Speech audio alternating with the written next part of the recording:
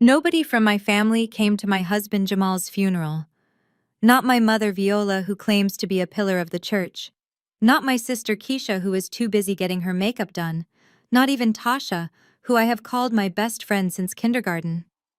They were all across town at the Plaza Hotel, celebrating my sister's engagement to a wealthy white tech entrepreneur. As the casket touched the muddy bottom of the grave, my phone screen lit up in the gloom.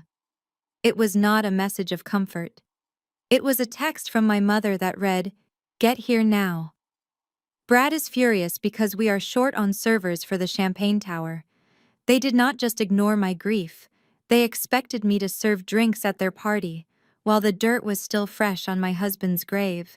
But what they did not know was that the man we just buried was not the broke music teacher they thought he was. And the black dress I was wearing was not a uniform, it was armor.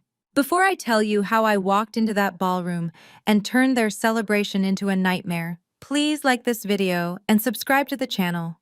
Let me know in the comments if you have ever had family who kicked you when you were down. This story is for anyone who has ever been underestimated. The rain in Chicago in November has a way of soaking through even the thickest wool. It was a cold, bone-chilling drizzle that seemed to want to wash away the very existence of the day. I stood there alone under a black umbrella that was struggling against the wind.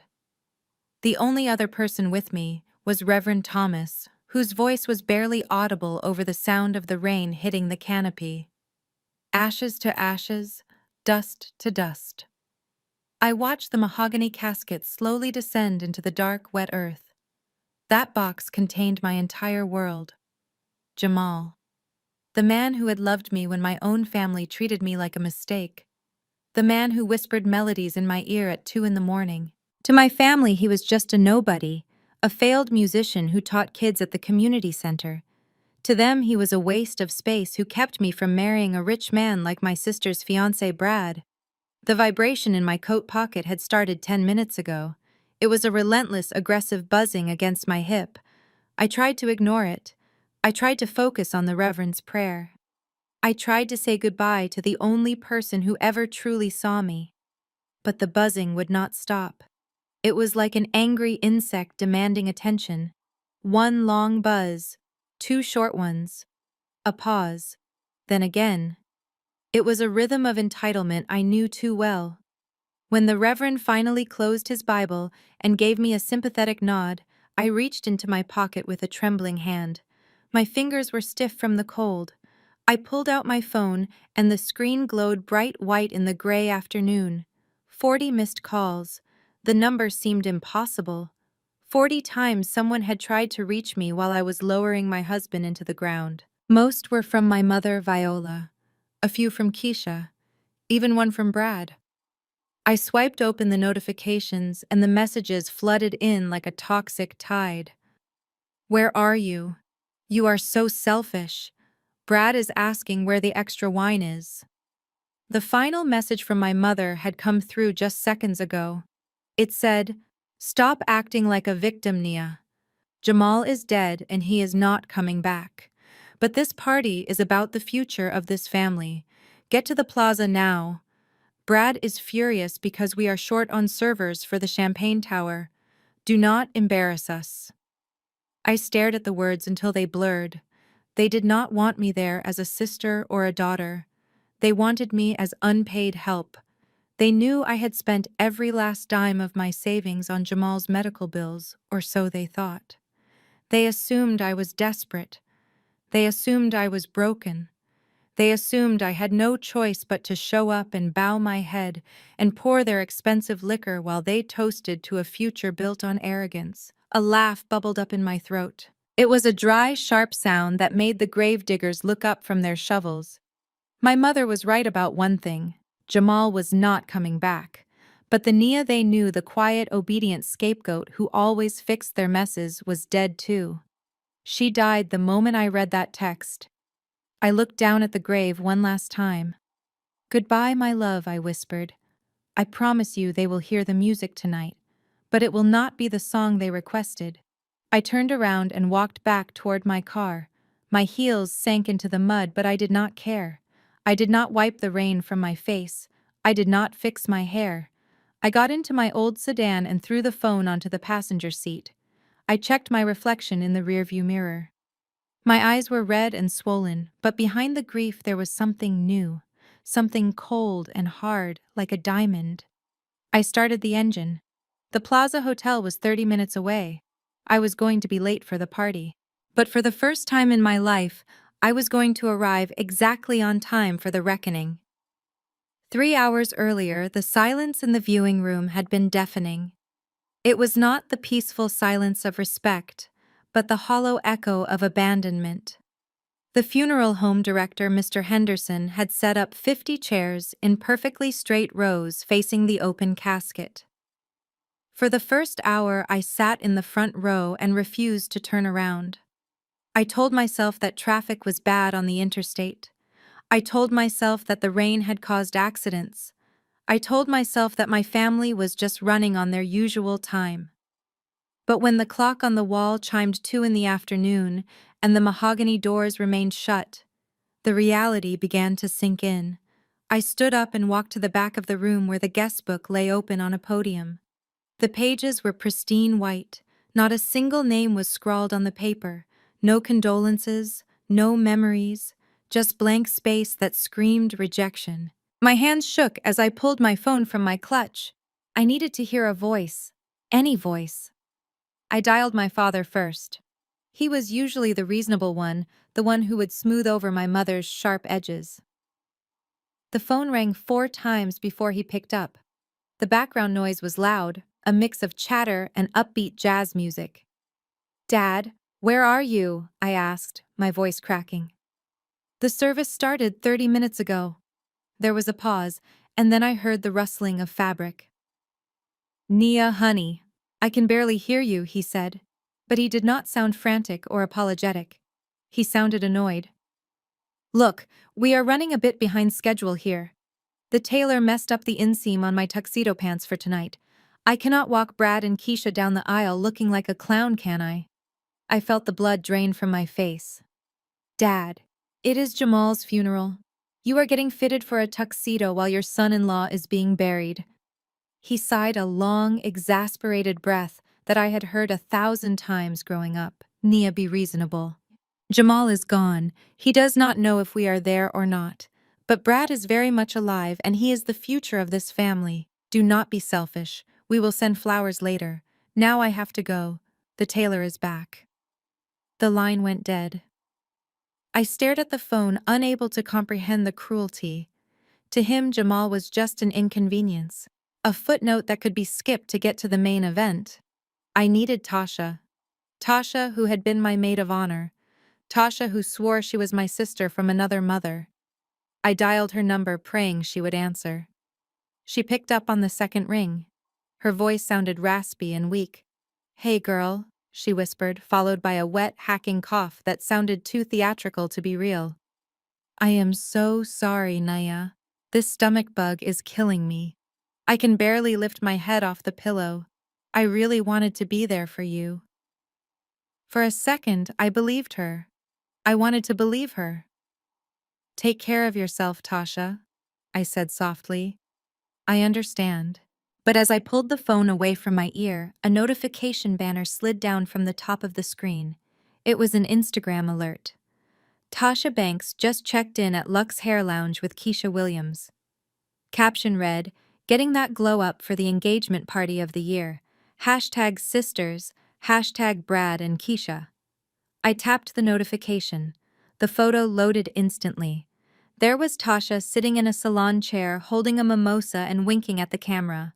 Her hair was wrapped in foil, and she looked vibrant, healthy, and completely unbothered. Beside her, my sister Keisha was laughing, her mouth wide open in delight. They were 10 miles away, drinking champagne and gossiping, while I stood alone in a room that smelled of lilies and formaldehyde. The betrayal hit me harder than the grief. It was physical, a punch to the gut that left me breathless. It was not just that they did not come. It was that they lied. They felt no shame. To them, Jamal was invisible. They hated him because he was a quiet man, a man who drove a 5-year-old sedan and wore simple sweaters. A man who taught music to inner-city kids instead of chasing corporate bonuses. They measured a man's worth by the weight of his wallet and the brand of his watch. In their eyes, Jamal was a zero, and Brad, the loud, arrogant tech bro, was a hero. I walked back to the casket and looked down at Jamal's face. He looked peaceful. He looked like he knew a secret that none of them understood. I ran my hand over the lapel of his suit. "I am sorry they did not come, baby," I whispered to the empty room. "But you never liked them anyway, did you? You always told me they were hollow. I just never wanted to believe it until now." Mr. Henderson stepped into the room, clearing his throat softly. "Mrs. King, it is time to close the casket for transport to the cemetery. Shall we wait another few minutes for the rest of the family?" I looked at the empty chairs. I looked at the unsigned guest book. I looked at the lie on my phone screen.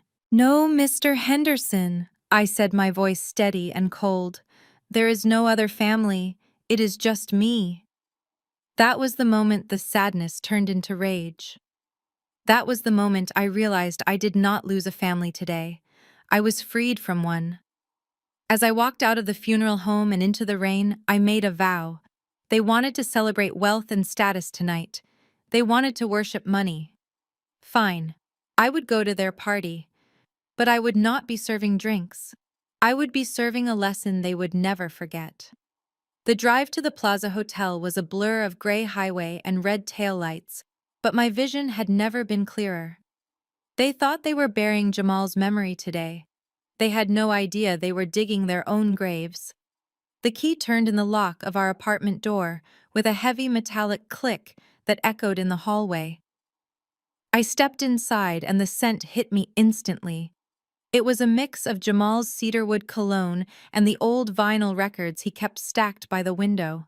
For the first time all day, the noise of the rain and the notifications on my phone faded into the background. This was our sanctuary. This was the place my family called a dump. They looked at the peeling paint in the hallway and the worn carpet and assumed we were struggling. They never looked closely enough to see the high-end studio monitors covered by throw blankets or the first edition books on the shelves. They only saw what they wanted to see, which was poverty. I had barely kicked off my muddy heels when my phone began to vibrate again. This time, the caller ID flashed a picture of a man with a perfect white veneer smile. Brad. My stomach tightened. I debated throwing the phone against the wall, but I knew that would only delay the inevitable. I slid my finger across the screen and put it to my ear without saying a word. "Nia, finally." Brad's voice was loud and clipped. He sounded like he was in the middle of closing a deal, not calling his grieving sister-in-law. "Listen, your mother says you are on your way, but you are moving too slow. We have investors from Silicon Valley here, people who control millions of dollars. I need this engagement party to be flawless." I took a deep breath. I just buried my husband Brad. The dirt isn't even dry yet. There was a pause on the line, a pause that was filled with impatience rather than empathy. "Look, I get it. Sad day. Tragic. But life goes on, Nia. And business definitely goes on." Speaking of business, I have the papers for the apartment transfer with me. My legal team drew them up this morning. Since you are coming anyway, we can get the signatures done in the side office before dinner. I am doing you a massive favor here, taking that distressed property off your hands. 50,000 is more than fair considering the location. The audacity took my breath away. He was calling it a distressed property. He was calling the home where Jamal wrote 3 Grammy-winning songs a burden. He had no idea what was actually inside these walls. "I am not selling the apartment, Brad," I said, my voice trembling slightly. The tone of his voice dropped. It lost the fake politeness and became cold and hard. "Do not be stupid, Nia. You cannot afford the rent on your own. Jamal is gone. The free ride is over. If you do not sign those papers tonight, I am going to have to rethink the financial support I promised your mother for the funeral costs. Do you want to pay for that casket yourself? Do you have 10 grand lying around?" He was blackmailing me. He was using my husband's funeral as leverage to steal my home. The tears that I had been holding back since the cemetery finally spilled over. Hot, angry tears. But as they rolled down my cheeks, something inside me snapped. It was the sound of the final chain breaking. "I will be there, Brad," I whispered. "Good. Wear something appropriate. Viola has a uniform for you at the service entrance. Don't be late." The line went dead. I stood in the middle of the living room shaking, not from fear but from a rage so pure it felt like fire in my veins. They thought I was weak. They thought I was the poor little widow who needed their charity. They thought Jamal was nothing.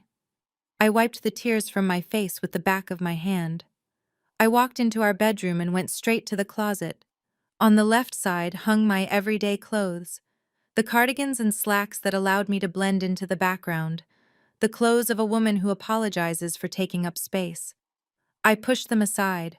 I reached all the way to the back of the closet where a garment bag hung inside a protective plastic cover. Jamal had bought this for me last year in Milan. We had gone there in secret while my family thought we were camping in upstate New York. He had taken me to a private atelier and watched with a smile as the tailor fitted the silk to my body. He had told me, "Nia, you are a queen. One day, you will have to stop hiding it." I unzipped the bag. The fabric shimmered in the dim light.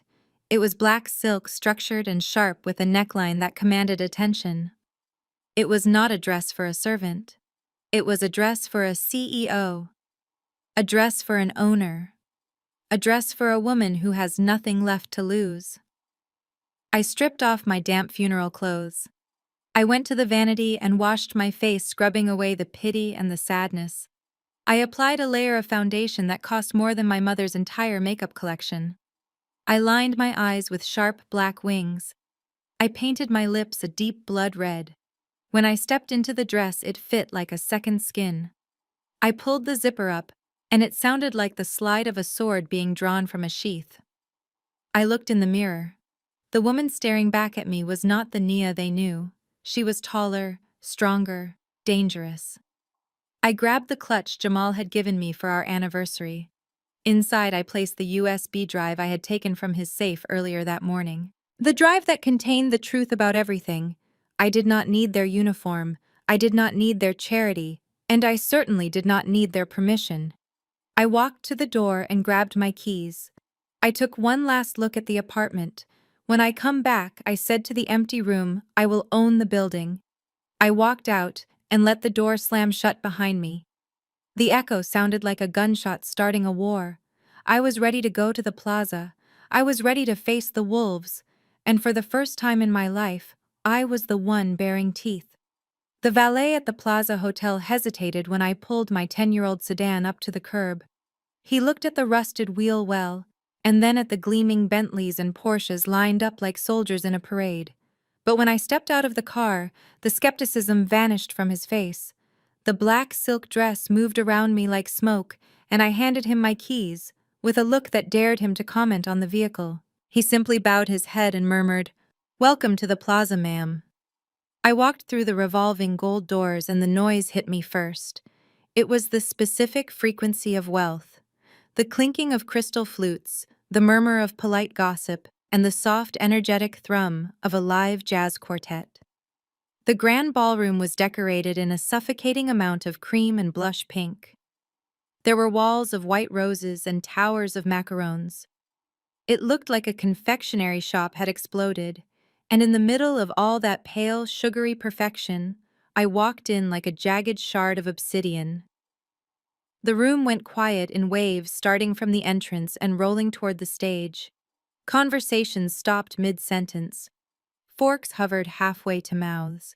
I felt 300 pairs of eyes sliding over me. Some were confused, some were curious, but the eyes I was looking for were burning with hostility. Keisha was standing near the center of the room holding court. She looked undeniably beautiful in a custom blush gown that probably cost more than my car. She was laughing at something a tall man in a gray suit was saying, her hand resting possessively on Brad's arm. But when her gaze landed on me, the laughter died instantly. Her face contorted into a mask of horror. She handed her glass to Brad and marched toward me, her heels clicking aggressively on the marble floor. "What do you think you are doing?" she hissed, when she was close enough that only the people in the immediate vicinity could hear. She looked me up and down with open disgust. "I told you this was a celebration, Nia. A celebration. You look like the Grim Reaper. Did you come here to curse my marriage before it even starts?" I stood my ground, my posture straight and unyielding. "I just came from burying my husband, Keisha. Your brother-in-law. Or did you forget that in your rush to get your hair done?" Keisha rolled her eyes. "Oh my God, stop with the drama. Nobody cares about your pity party. Look at this room, Nia. These are important people. Brad's investors, tech moguls, and you walk in here looking like a bad omen. You are ruining the aesthetic." Before I could respond, a hand gripped my upper arm, the nails dug in sharp and painful. It was my mother, Viola.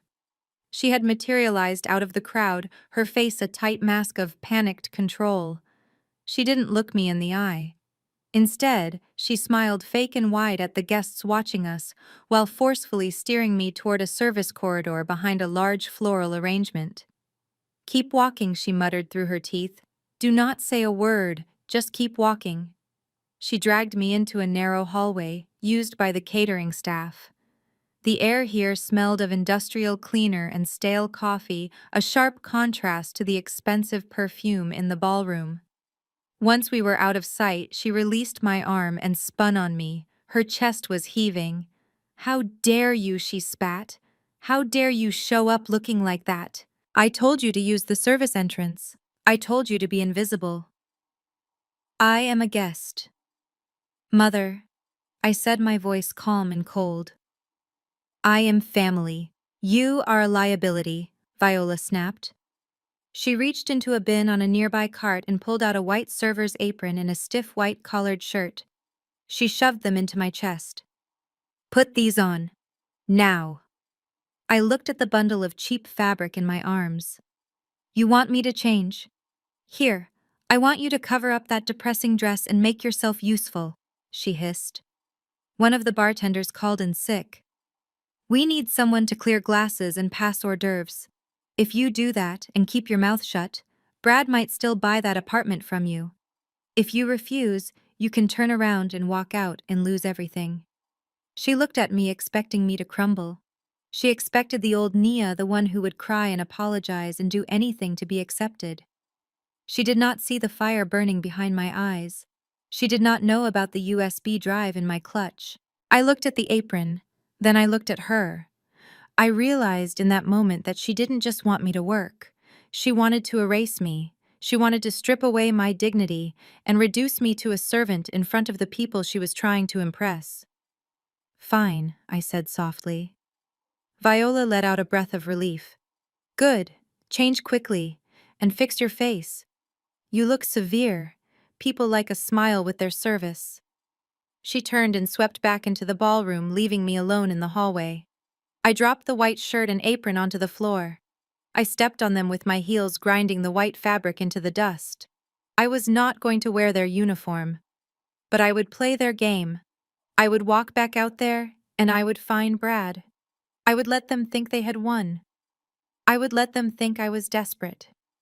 Because the higher they climbed on their pedestal of arrogance, the harder they would fall when I kicked it out from under them. I smoothed my black silk dress, checked my reflection in the polished metal of a food cart, and prepared to walk back into the lion's den. Only this time the lion was me. I walked past the velvet ropes that separated the VIP section from the rest of the ballroom. The air here was different, thicker, with the scent of aged scotch and expensive cologne. Men in Italian suits stood in tight circles, laughing too loudly at jokes that were not funny, while their wives compared diamond carat sizes. In the center of it all sat Brad on a plush leather sofa that had been brought in specifically for him. He looked like a king holding court on a throne of unearned confidence. When he saw me approaching, he did not stand up. He did not offer a hug. He simply gestured with his crystal tumbler of amber liquid for me to come closer. I stepped into his orbit and the temperature seemed to drop 10 degrees. Brad was handsome in a way that television commercials tell you a successful man should be. Jawline, sharp hair perfectly coiffed, and eyes that looked at everything like a price tag to be negotiated. Nia, he said, his voice booming enough to draw attention, but not loud enough to cause a scene. You actually showed up. Viola was taking bets that you were going to stay home and wallow. I just buried my husband 2 hours ago, Brad, I said, keeping my hands clasped in front of me to hide the trembling. I am not here to party. You said we needed to talk about the estate. Brad took a slow sip of his drink, his eyes never leaving my face. He swirled the ice in the glass, creating a hypnotic clinking sound. Right. The estate, if you can call it that. He set the glass down on the marble table and leaned forward, resting his elbows on his knees. Look, Nia, I am going to be honest with you because we are family now. Jamal was a nice guy, he really was. But let's face it, he was not exactly a visionary. I felt a muscle in my jaw jump. Jamal was a genius, I said quietly. Brad laughed, a short, dismissive bark of a sound. A genius. Sure. If genius means teaching 3 blind mice to inner-city kids at a community center that smells like mildew. Look, I know you loved him. But men like Jamal, they are content with being local. They do not have that drive, that hunger to build something real. He was happy staying in his lane, and that is fine for some people. But now he is gone, and he left you with nothing but debt and a crumbling apartment in a neighborhood that brings down property values just by existing. The microaggressions were so subtle, they were almost invisible, but they cut like razor blades. Local, in his lane, people like him. He was telling me that my husband was worthless because he was a black artist who chose to serve his community instead of exploiting it. He was telling me that our lives did not matter because they did not generate revenue for shareholders. Brad reached into the inside pocket of his jacket and pulled out a folded document. He slid it across the table toward me. I am doing this because I care about you, Nia. I really do. I am offering you $50,000 for the apartment and the storage unit downstairs. That covers the funeral costs and leaves you a little something to start over. Maybe get a small studio out in the suburbs, somewhere safer. I looked at the document. It was a quitclaim deed transferring full ownership of our home and Jamal's storage unit to TechWave Enterprises. He called it a storage unit. He had no idea it was a state-of-the-art sound studio. 50,000, I repeated, keeping my voice flat. The building alone is appraised at 3 times that, Brad. Brad sighed, shaking his head, as if he were explaining simple math to a child. Appraisals are just numbers, Nia. The reality is that building is a teardown. I am not buying the building. I am buying the land. I need to expand my server farm, and that location is convenient. I am going to bulldoze that eyesore and put up a parking lot for my employees. I am doing you a favor. Nobody else is going to buy that place. He uncapped a heavy gold fountain pen and held it out to me. Take the deal, Nia. Do not let pride make you stupid. Jamal is dead. You need to think about survival. Sign the paper. Take the check. And then go grab a drink and try to look like you are happy for your sister. She deserves a happy day after having to deal with your drama all week. I looked at the pen. It caught the light of the chandelier. I looked at Brad's face, smug and expectant. He thought he was the predator. He thought I was the wounded gazelle limping into his jaws. He thought he was stripping me of my last asset. He did not know he was handing me the weapon that would destroy him. I reached out and took the pen. The metal was cold against my skin. You are right, Brad, I said, allowing a tremor to enter my voice. I need to survive. Exactly. He smiled, leaning back and spreading his arms wide. Smart girl. Just sign on the dotted line and I will have my finance guy cut you a check tonight. I bent over the table. But I did not sign. I hesitated. My hand hovered over the paper. Brad watched me, his eyes gleaming with greed. He was so close to getting what he wanted. He was so close to erasing Jamal's legacy and paving over it with asphalt. Actually, I said, straightening up, there is one condition. Brad's smile faltered slightly. Condition. You are not really in a position to negotiate, Naya. I am not negotiating the price, I said quickly, making sure to sound desperate. The price is fine, but I cannot sign this here. Not on a coffee table. I want to do it properly. I want to read the will and sign the transfer on the stage. Before you cut the cake.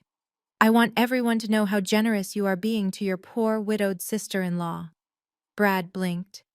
Then his smile returned wider than before. He preened. He adjusted his silk tie. He loved the idea. He loved the idea of being the savior, the benevolent white knight rescuing the poor black family from ruin. You want a public thank you, he asked. I want the world to know exactly who you are, Brad, I answered. He laughed and slapped his knee. Deal. We will do it right before the toast. Go get cleaned up, Nia. Tonight we make history. He turned back to his whiskey, dismissing me. I turned and walked away, clutching the unassigned contract. He thought he had won. He thought he had bought my silence for $50,000. He had no idea that he had just agreed to broadcast his own execution live to the world. The trap was set. Now all I had to do was wait for him to walk into it. The walk from the VIP section back to the assigned family table felt like a march to the gallows.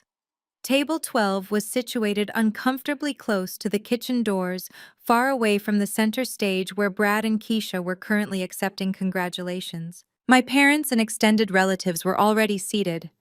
As I approached, the conversation died instantly. It was replaced by the clinking of silverware on china and the heavy, suffocating silence of judgment. I pulled out the empty chair next to my father. He did not stand up to help me. He did not look at me. He was too busy cutting into his filet mignon with a precision that suggested he was pretending I did not exist. Across the table, my mother Viola watched me like a hawk. Her eyes darted to the paper in my hand and then back to my face. She knew exactly what Brad had asked me to do. You look pale, Nia, my Aunt Bernice said. She was sitting to my left, adjusting her large hat that blocked the view of the person behind her. You really should not have worn black. It brings down the mood of the whole table. This is a celebration of love, not a funeral. I turned to look at her. Aunt Bernice, who had known Jamal for 10 years. Aunt Bernice, who had eaten at our table every Thanksgiving. I buried my husband 3 hours ago, Auntie, I said quietly. Bernice waved a hand, dismissing my grief as if it were a pesky fly. Well, life is for the living, child. And right now, you need to focus on living right. Your mother tells me Brad made you a very generous offer for that dilapidated apartment. The attack had begun. It was coordinated. It was brutal. And it was coming from every side. My father finally set down his knife and fork. He took a sip of red wine and cleared his throat. Listen to your Aunt Nia. We are all worried about you. You have no job. You have no husband. You have no prospects. That building is a sinking ship. The maintenance fees alone will drown you within 6 months. Brad is offering you a lifeboat. Why are you hesitating? It is my home, Dad, I said, my voice trembling just enough to sell the performance. It is the only thing I have left of him. Viola slammed her hand down on the table. It made the wine glasses jump. Oh, stop it! Stop being so sentimental. It is bricks and mortar, Nia. It is not a person. And frankly, it is a selfish asset to hold on to. Do you have any idea how much Brad has done for this family? He paid for your cousin Marcus's tuition. He got your father that consultation contract. He is the golden goose. And if he needs that land to expand his business, then the least you can do is get out of his way. I looked around the table. I saw my uncles nodding in agreement. I saw my cousins scrolling on their phones, pretending not to hear, but smirking nonetheless. They were all on the payroll. Whether it was direct cash or just the proximity to power, they were all feeding off Brad's success. And I was the obstacle. I was the inconvenience that threatened their supply. He called it a teardown, I said, looking at my mother. He wants to pave over Jamal's studio for a parking lot. So what? Viola hissed, leaning across the table. Her perfume was overpowering, a cloying floral scent that made me nauseous. Jamal is dead. His studio is useless now. But Brad's server farm is the future. It creates jobs. It creates wealth. Why are you always trying to hold back progress? Why are you so jealous of your sister's success? The word jealous hung in the air. It was their favorite weapon. Anytime I achieved something, they ignored it. Anytime I stood up for myself, they called it jealousy. I am not jealous, Mom, I said softly. I just want respect. Respect is earned, my father said coldly. Brad earned respect by building a company. Keisha earned respect by securing a future for this family. What have you done, Nia? You married a dreamer with empty pockets. And now you want to jeopardize everything because of some misplaced pride. Uncle Raymond, who had been silent until now, pointed a breadstick at me. The Bible says a wise woman builds her house, but a foolish one tears it down with her own hands. Do not be a fool, Nia. Sign the papers. Do it for the family. If you make Brad angry, he might cut ties with all of us. Do you want that on your conscience? Do you want to be the reason your father loses his contract? The gaslighting was masterful. They had twisted the narrative so completely that I was the villain. I was the one hurting them. I was the one being unreasonable. They made me feel small. They made me feel crazy. If I didn't know about the millions of dollars in intellectual property sitting in that dilapidated apartment, I might have believed them. I might have broken down and signed just to make the pain stop. But I did know. And that knowledge was a shield they couldn't penetrate. I looked down at my plate. The food looked like ash. I let my shoulders slump. I let a single tear roll down my cheek. I needed them to think they had broken me. I needed them to feel victorious so they would let their guard down completely. You are right, I whispered. What was that? Viola asked, her eyes gleaming. I said you are right, I repeated louder, lifting my head to look at them with dead eyes. I cannot afford the place. I cannot fight Brad. I am just tired. The tension at the table broke instantly. My father picked up his knife and fork again. Aunt Bernice patted my shoulder. Viola sat back in her chair, looking satisfied. See, was that so hard? Viola said, taking a sip of her drink. We just want what is best for you, Nia. We are family. Family looks out for each other. Now fix your makeup. You look a mess. When the speeches start, you need to go up there and smile. Do not embarrass us. I nodded slowly. I will. I said, I will do exactly what needs to be done. I watched them resume their meal. They ate with gusto, celebrating their victory over the weak link in the chain. They had no idea that the foolish woman, Uncle Raymond quoted, was about to tear their house down, not with her hands, but with the truth. I clutched the USB drive in my hand tighter. The time for talking was over. The time for the show was about to begin. The heavy oak door of the ladies' lounge clicked shut behind me, cutting off the noise of the banquet hall like a guillotine. The sudden silence was so absolute it made my ears ring. I leaned back against the wood, my breath coming in short, sharp gasps that sounded too loud in the cavernous space. This was not just a bathroom. It was a sanctuary of marble and gold leaf designed to make you feel like royalty, even while you were falling apart. The air smelled of fresh orchids and expensive hand soap, a stark contrast to the scent of rain and wet earth that still clung to my memory of the cemetery. I pushed myself off the door and walked to the row of sinks. My legs felt heavy as if I were wading through concrete. I gripped the edge of the granite counter, my knuckles turning white. I looked into the massive gilded mirror. The woman staring back at me looked like a stranger. The sharp eyeliner and the red lipstick were still perfect, but the eyes were hollow. They were the eyes of a woman who had been fighting a war she was destined to lose. I turned on the faucet. The water rushed out cold and clear. I cupped my hands and splashed it onto my face, ruining the perfect mask I had spent an hour creating. I did not care. I watched the expensive foundation and the dark mascara swirl down the drain like gray sludge. I grabbed a linen towel from the stack and buried my face in it. The rough fabric felt grounding against my skin. Maybe they are right, I whispered into the towel. The voice in my head sounded dangerously like my mother's. Maybe I am being selfish. Maybe holding on to that building is just vanity. Jamal is gone.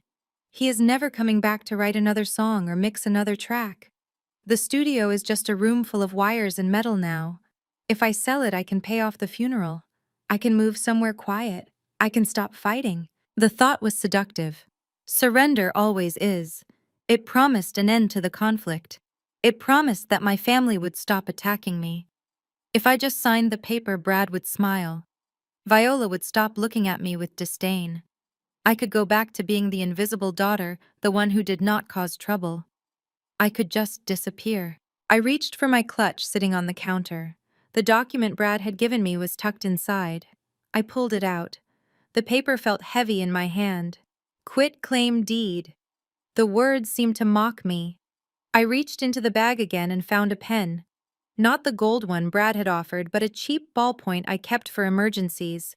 I uncapped it. My hand hovered over the signature line. I was so tired. I was physically and emotionally exhausted.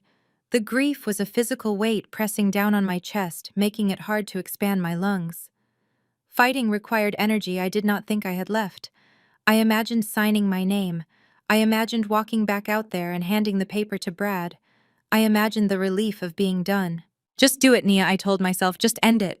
I pressed the tip of the pen to the paper. A tiny dot of ink appeared. Suddenly, the handle of the main door turned. The sound was like a gunshot in the quiet room. Panic surged through me. I could not let them see me like this. I could not let them see the makeup streaked down my face or the pen in my hand. If they saw me crying, they would know they had won.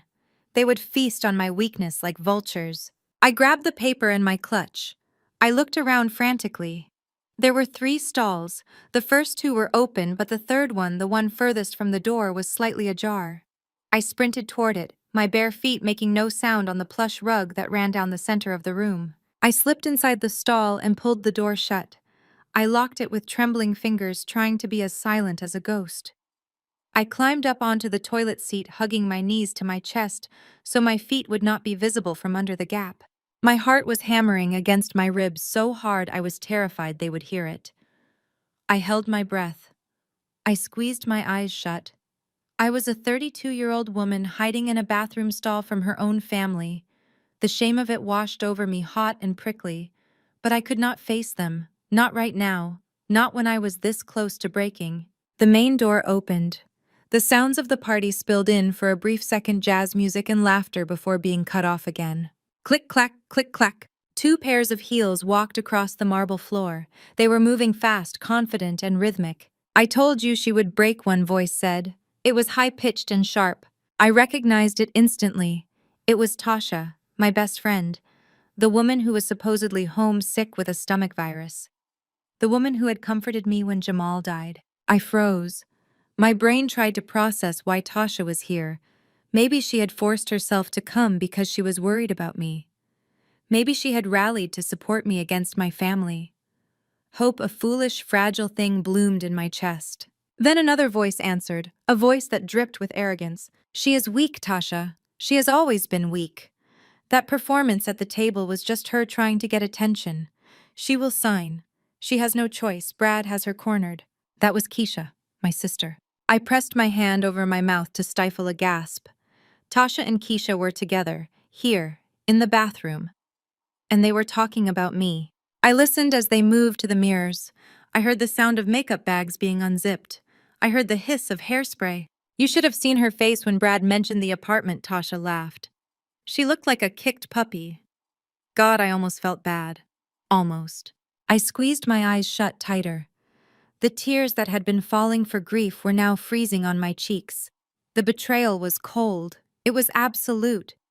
I was hiding in the dark, clutching a contract that would sign away my life, while the 2 people who should have loved me most were fixing their lipstick and laughing at my pain. I sat there in the cramped stall, realizing that my moment of weakness had been premature. I had almost signed. I had almost given up. But as I listened to the silence between their cruel words, I realized that I was not just hiding. I was waiting. And what I was about to hear would change everything. The pen in my hand felt different now. It no longer felt like a tool of surrender. It felt like a weapon waiting to be used. I sat frozen on the toilet seat with my knees pulled up to my chest. My breath was shallow and silent. Through the thin gap in the stall door, I could see their shoes. Keisha was wearing custom Louboutins with the red soles scuffed from dancing. Tasha was wearing the silver strappy sandals I had helped her pick out last week. The two people who claimed to love me most were standing 3 feet away, oblivious to my presence. The sound of a zipper being pulled down broke the silence. Tasha was rummaging through her makeup bag. She looked absolutely pathetic out there, Keisha said, her voice echoing off the marble tiles. I mean, really, who wears a dress like that to an engagement party? She looked like a witch. Tasha laughed. It was a cruel sound, a sound I had never heard from her before. She is desperate, Keisha. Grief does that to people, plus she is broke. She thinks selling that apartment is her only way out. I saw her face when Brad mentioned the 50,000. She was ready to fold. I gripped the cheap ballpoint pen in my hand so hard I thought it would snap. Keisha scoffed. 50,000. Brad is a genius. Do you know what that building is actually worth? Tasha paused. I thought it was just a teardown in a gentrifying neighborhood. Keisha lowered her voice to a conspiratorial whisper. That is what we are telling Nia. But Brad had his engineers look at the city grid. Jamal's studio isn't just a room with soundproofing.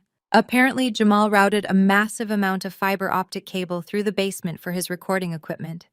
He built a private server node down there that connects directly to the main city exchange. Brad says the infrastructure alone is worth $3 million. He needs that node to expand his data center without digging up the whole city. My heart stopped. Jamal. My quiet, brilliant Jamal. He had built a technological fortress right under our feet. He had tried to explain it to me once, talking about latency and upload speeds, but I just smiled and brought him coffee. He wasn't just making music. He was building an empire of connectivity. And Brad knew. Brad knew, and he was trying to steal it for pennies on the dollar. Wow. Tasha whistled low. So Nia is sitting on a gold mine and she has no idea. She is sitting on a winning lottery ticket that she is about to sell for the price of a used Honda. Keisha giggled. God, it is almost too easy. If she knew what she had, she would never sign. That is why we have to keep the pressure on. Brad said if we get her to sign tonight, he will buy us that trip to the Maldives. The Maldives. My sister was selling my future for a vacation. But then Tasha spoke again, and her words turned my blood to ice. Speaking of gold mines, Tasha said, applying lip gloss with a wet smack. Did you tell Brad about the other thing? What other thing? Keisha asked. The life insurance, Tasha said casually. I stopped breathing. Jamal had a policy. Tasha continued. A big one. Through the Musicians Guild. $2 million. The claim paperwork arrived in the mail yesterday morning. Keisha gasped. 2 million. Does Nia know? Nope, Tasha said, popping the pea.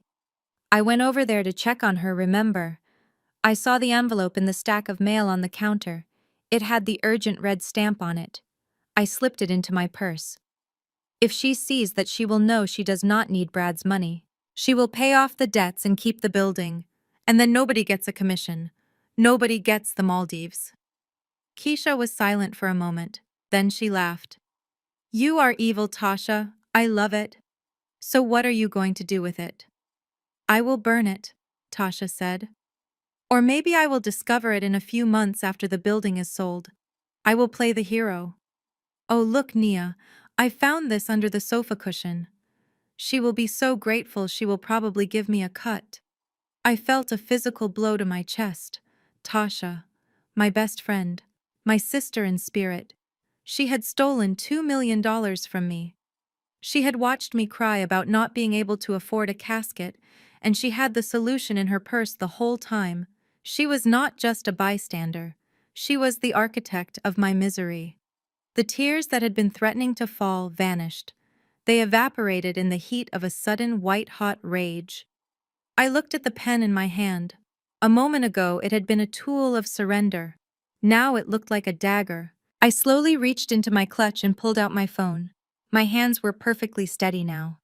The shaking was gone. I opened the voice recorder app. I pressed the red button. So, the plan is simple, Keisha said. We go back out there. We tell her Brad is getting impatient. We tell her the offer drops to 40,000 if she does not sign in 10 minutes. We break her. She is already broken, Tasha said dismissively. She is a mess. She will sign anything just to make the pain stop. I watched the waveform on my phone screen dance as it captured their voices. It captured every giggle, every insult, every admission of guilt. They thought I was a broken woman hiding in a stall. They thought I was a victim. They had no idea they were locked in a room with a predator who had just woken up. I stopped the recording and saved the file. I named it evidence. I waited. I waited until they finished fixing their hair. I waited until the door opened and clicked shut behind them. I waited until their laughter faded down the hallway. Then I unlocked the stall door. I stepped out. I looked in the mirror again. The woman staring back at me was terrifying. She was calm, she was focused, and she was ready to burn the Plaza Hotel to the ground with the truth. I picked up the quitclaim deed from the counter where I had left it. I folded it neatly and placed it back in my bag next to the USB drive. I was going to sign it all right, but not before I played a little music of my own. I washed my hands, dried them slowly, and walked toward the door. The time for grieving was over. The time for hunting had begun. The red waveform on my phone screen spiked and dipped in perfect rhythm with the destruction of my life. I watched it hypnotically. Every jagged peak was Tasha admitting to a felony. Every valley was Keisha laughing at my grief. The timer on the recording app ticked upward. 3 minutes and 12 seconds. 3 minutes and 12 seconds of pure, unadulterated betrayal. I held the phone so still that my muscles began to cramp, but I did not dare shift my weight. If my shoes squeaked against the tile floor now, I would lose the element of surprise. And right now, surprise was the only weapon I had. All right, let us go back out there, Keisha said, her voice moving toward the door. I want to see her face when Brad tells her the offer is expiring. It is going to be tragic. Tasha laughed again. That sound used to be my favorite sound in the world. It used to mean late-night movies and shared secrets. Now it sounded like a knife sharpening against a whetstone. Do not be too mean to her, Keisha. We need her hand steady enough to sign the papers. After that, you can destroy her all you want. The heavy door opened, and the muffled sounds of the jazz band drifted in. Then, with a soft, pneumatic hiss, the door closed and silence reclaimed the room. I waited for a count of 10.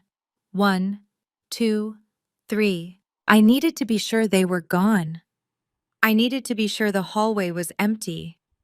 My thumb hovered over the stop button on the screen. I pressed it. The file saved instantly. I did not just leave it on the phone. My fingers flew across the screen with a speed born of adrenaline. I uploaded the file to the cloud. I emailed a copy to a secret account Jamal had set up for me years ago. I sent another copy to an encrypted server. Only when the confirmation message popped up did I finally let out the breath I had been holding. I unlocked the stall door. It swung open slowly. I stepped out onto the plush rug, my legs feeling surprisingly steady. I walked over to the bank of sinks and looked at the woman in the mirror. 5 minutes ago, she had been a weeping mess, ready to surrender. She had been a victim drowning in a sea of gaslighting and manipulation. But the woman looking back at me now was different. I reached into my bag and pulled out a tissue. I dabbed away the last smudge of mascara from under my eye. I reapplied my lipstick, pressing my lips together to ensure the color was uniform. It was a deep crimson shade. Jamal used to call it my power color. He said I wore it when I meant business. Well, tonight, I meant more than business. I meant war. I looked at my eyes. The sadness was still there, buried deep down. But overlaying it was a sheet of ice. I realized in that moment that I did not hate them. Hate is a hot passion. Hate implies that you still care about the person enough to be angry. I did not feel hate. I felt indifference. I felt the cold, clinical detachment of a surgeon preparing to cut out a tumor. And my family was the tumor. I pulled up my contacts list. I scrolled past my mother, past my father, past the friends who had ignored me today. I stopped at a contact simply labeled The Wolf. This was a number Jamal had given me 2 years ago. We were lying in bed and he had handed me a card with a number on it. He told me that if anything ever happened to him, and if I ever felt like I was backed into a corner with no way out, I should text this number. He told me it was the nuclear option. He made me promise never to use it unless I was ready to burn everything down. I had laughed at him then. I told him he was being dramatic. I told him our family was difficult, but they were not monsters. Oh, Jamal, you were always the smartest person in the room, even when I was too blind to see it. You knew. You knew exactly who they were. You knew this day would come. I opened the message thread. My fingers did not hesitate. I typed 3 words.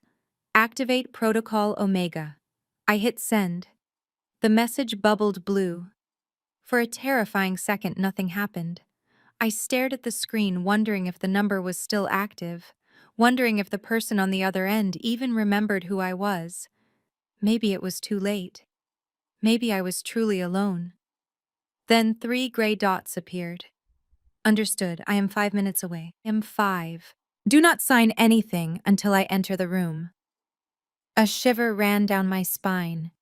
It was not fear. It was the thrill of validation. Someone was coming. Someone was on my side. And based on the speed of the reply, they had been waiting for this signal just as long as Jamal had. I dropped the phone back into my clutch. The metal click of the clasp sounded like a pistol hammer being cocked. I took one last look around the bathroom. This was where Nia, the victim, died. This was where she was strangled by the hands of her own sister and best friend. The woman walking out of this door was someone else entirely. I squared my shoulders. I lifted my chin. I smoothed the black silk of my dress over my hips. I was about to walk back into a room full of people who thought I was nothing more than a stain on their perfect evening. They were waiting for a funeral, but I was about to bring them an execution. I pushed the door open and stepped out into the hallway. The music grew louder. The laughter grew sharper. I walked toward the light, ready to play my part in their little tragedy. But they had forgotten one thing. The playwright was dead, but he had left the final act to me. And I knew exactly how it ended. The French doors leading to the terrace were heavy, but they slid open with a smooth, silent glide. I stepped out into the night air. The wind off Lake Michigan was biting and cold, but it felt cleansing after the suffocating perfume and deceit of the ballroom. I walked to the far edge of the stone balcony where the shadows were deepest. Down below, the city of Chicago sprawled out in a grid of amber and white lights. Somewhere down there in the darkness was the grave where I had left my heart. But up here, holding my clutch like a shield, I was about to resurrect his legacy. I sat on a wrought iron bench and opened my bag. My hands were steady now. The trembling of the grieving widow had been replaced by the surgical precision of an executor. I pulled out the iPad Pro that Jamal had insisted I carry today. At the time, I thought he just wanted me to have entertainment while waiting at the hospital. Now I knew it was his final gift, his black box. I pressed my thumb to the screen. The device did not ask for a passcode. A green light scanned my face and the lock screen dissolved instantly. Jamal had programmed it to recognize me. He had given me the keys to the kingdom before I even knew a kingdom existed. The home screen was not filled with apps or games. It was a single dashboard labeled Black Onyx Trust. I tapped the icon. The screen flooded with data streams, graphs, and folders. It was an interface I had never seen before. It was sophisticated, it was beautiful, and it was worth billions. I navigated to the folder marked Intellectual Property. I knew Jamal wrote music. I knew he spent late nights in the studio tweaking bass lines and adjusting vocal tracks. But I had assumed, like everyone else, that he was making mixtapes for local rappers. I was wrong. I was so incredibly wrong. The list of files scrolled down the screen like the credits of a blockbuster movie. I saw track names that had topped the Billboard charts for the last 5 years. I saw artist names that were household legends. The contracts were all there, scanned and signed. Jamal was not just a beat maker, he was a ghost producer. He was the invisible architect behind the sound of a generation. I opened a file labeled Royalty Statements Q3. The number at the bottom of the page made me gasp. It was a string of digits that seemed impossible. $3 million. That was just for 1 quarter. And that was just the music. My family had called him lazy. They had called him a dreamer with his head in the clouds. Meanwhile, he had been quietly building a fortune that could buy and sell every single person in that ballroom 10 times over. But the music was just the beginning. I closed the folder and opened the one marked Investments. This was the folder that would end Brad. I scrolled past the real estate holdings in Atlanta and the tech stocks in Silicon Valley. I found the file I was looking for. It was labeled TechWave Enterprises Series A Funding. I opened it. The document was a shareholder agreement dated 4 years ago. I remembered that time. Brad had just started his company. He was bragging at every family dinner about how he had secured a mystery angel investor who believed in his vision. He claimed he had charmed some old money billionaire. I read the names on the signature line. Investor, Black Onyx Trust. Authorized signatory, Jamal King. My breath caught in my throat. Jamal was the angel investor. Jamal was the one who gave Brad the money to start his company. My husband had listened to Brad insult him at dinner after dinner, calling him unambitious and small-minded. And then he had gone home and signed the check that made Brad's career possible. But it was the next clause that made me smile a cold, dangerous smile. Voting rights. The investor retains 51% of Class A voting shares and maintains the right to dissolve the current board of directors in the event of ethical misconduct or financial mismanagement. I stared at the words until they burned into my retinas. 51%. Brad did not own his company. He was an employee. He was a figurehead. Jamal owned TechWave. And now I owned TechWave. Brad had spent the last 2 hours parading around that ballroom, acting like a king. He had treated me like a beggar, offering me crumbs from his table. He had threatened to bulldoze my home to build a parking lot for a company that legally belonged to me. The irony was so sharp it could cut glass. I swiped to the next page. There was a direct link to the company's bank accounts. I tapped it. The balance flashed in green. It was healthy. But right next to it was a button that said Freeze Assets. I did not press it. Not yet. That would be too easy. I wanted him to feel it. I wanted him to stand on that stage and think he had won before the floor dropped out from under him. I closed the iPad and slipped it back into my clutch.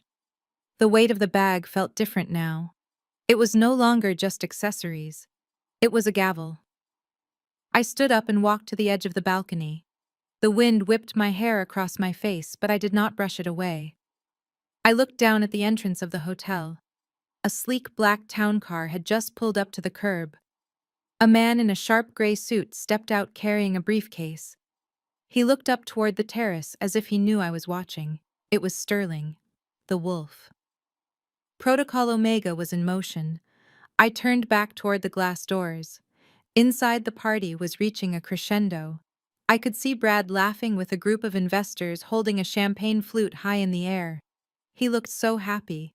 He looked so secure. He had no idea that the woman standing in the shadows held the deed to his entire existence. I placed my hand on the cold glass of the door. I took a deep breath, filling my lungs with the freezing air. Jamal, I whispered, watch this. I slid the door open and stepped back into the warmth. The noise of the party rushed at me, but it did not overwhelm me anymore. I moved through the crowd not as a guest and not as a server. I moved like a predator closing in on its prey. The hunt was over. It was time for the slaughter. I made my way toward the stage, my eyes locked on Brad. He saw me coming and raised his glass in a mocking toast. I smiled back. It was the last time he would ever see me smile. The heat of the ballroom hit me like a physical wall the moment I stepped back inside. It was a suffocating mix of body heat, expensive perfume, and the manic energy of people desperate to prove they mattered. 10 minutes ago, this atmosphere had made me feel small and isolated. Now it felt like a stage set for a play that I had written myself. I paused by the entrance near a tower of white roses and took a deep, steadying breath. This was it. This was the moment I had to become someone else. I had to become the Nia they wanted to see.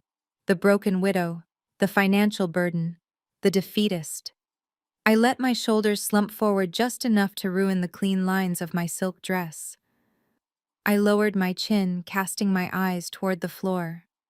I unclenched my hands and let them hang loosely by my sides, mimicking the posture of someone who has given up. Inside my chest, my heart was beating with the steady rhythmic thrum of a war drum, but on the outside, I was the picture of submission. I scanned the room and found them immediately. Brad was standing near the center of the dance floor, surrounded by a group of men in gray suits. He was holding court, his head thrown back in laughter, one hand gesturing wildly as he recounted some story of his own brilliance.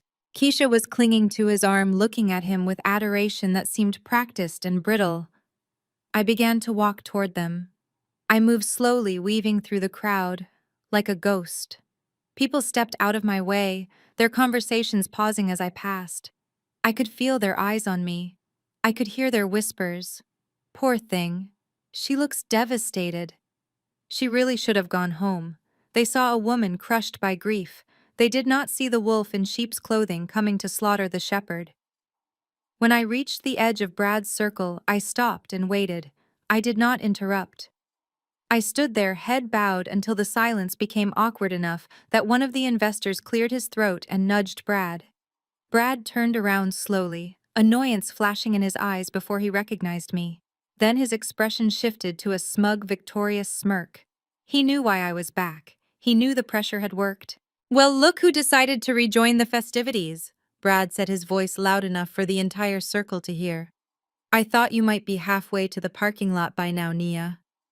I kept my eyes on his polished dress shoes. I bit my lip, forcing a tremor into my voice. I could not leave Brad. I needed to talk to you.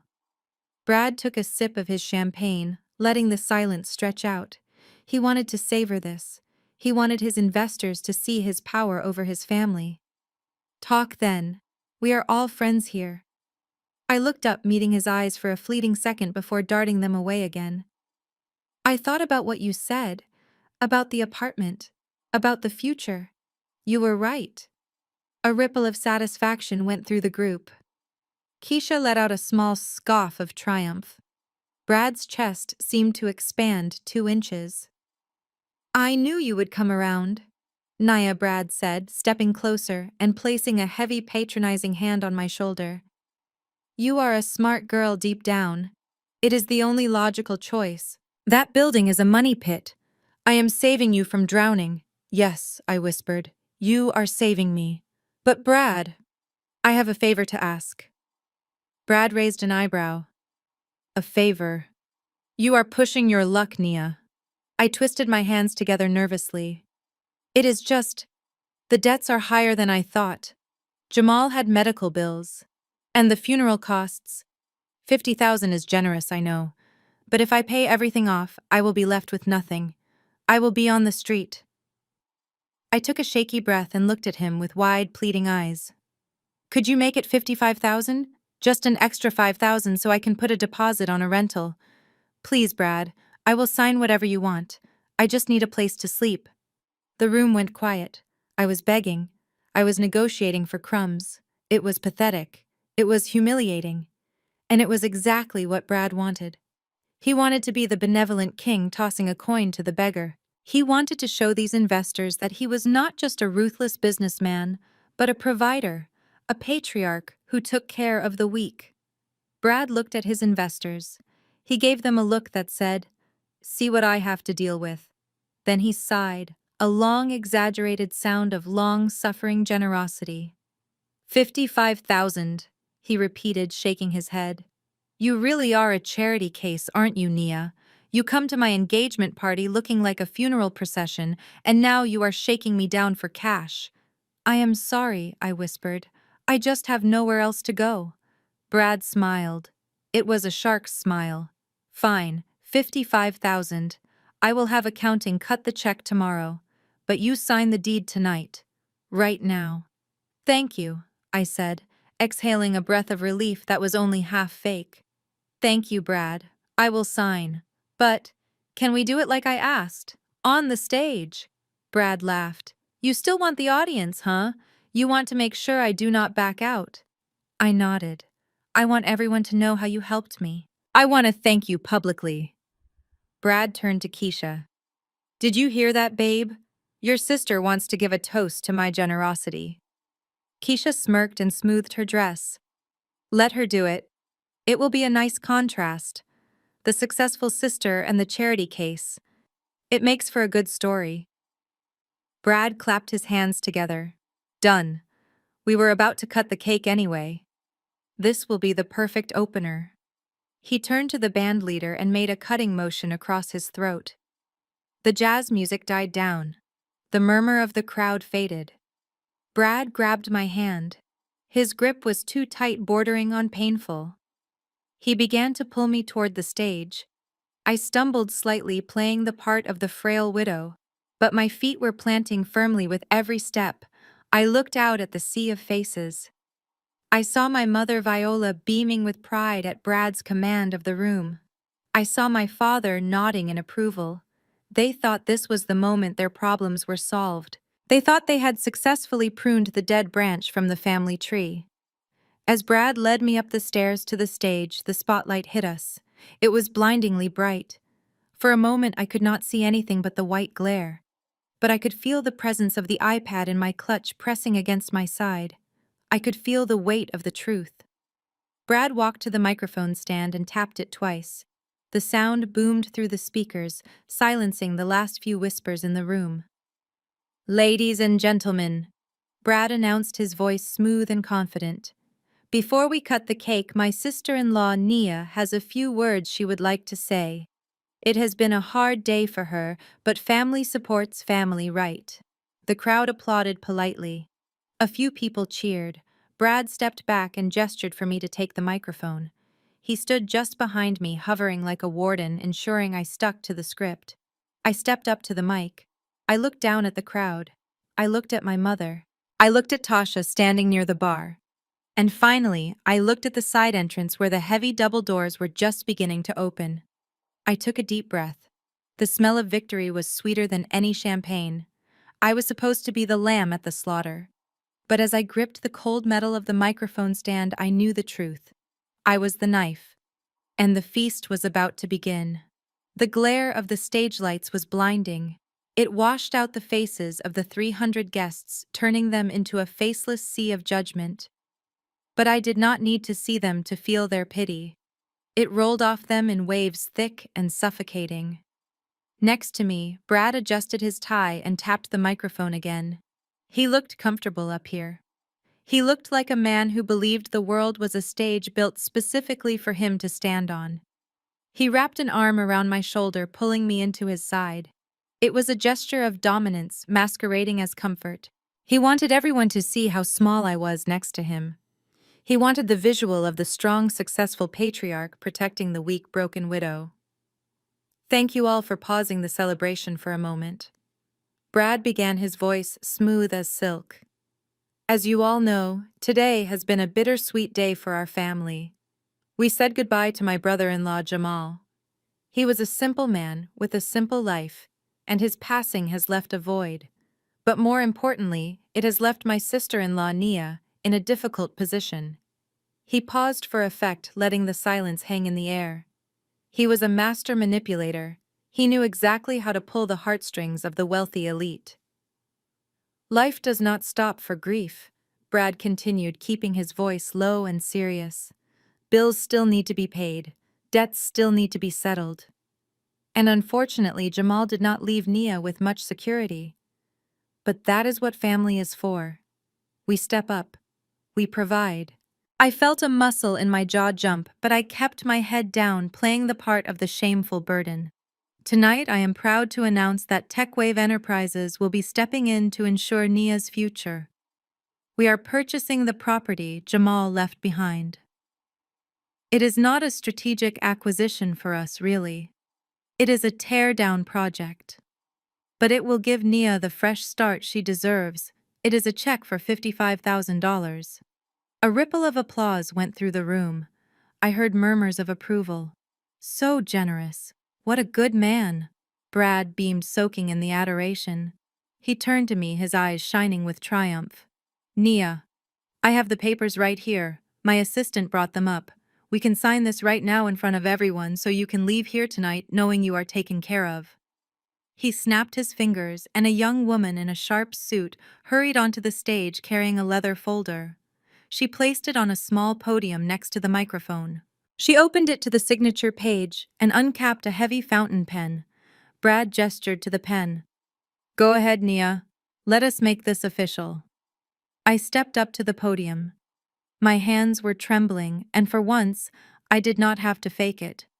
The adrenaline coursing through my veins made my entire body vibrate. I looked at the paper. It was a standard quitclaim deed. It was the document that would sign away the rights to a billion-dollar empire for the price of a mid-sized sedan. I reached for the pen, but then I pulled my hand back. I turned to the microphone. Wait, I whispered. The sound was amplified, booming through the speakers. Brad's smile faltered for a fraction of a second. What is wrong, Nia? Do not tell me you are getting cold feet.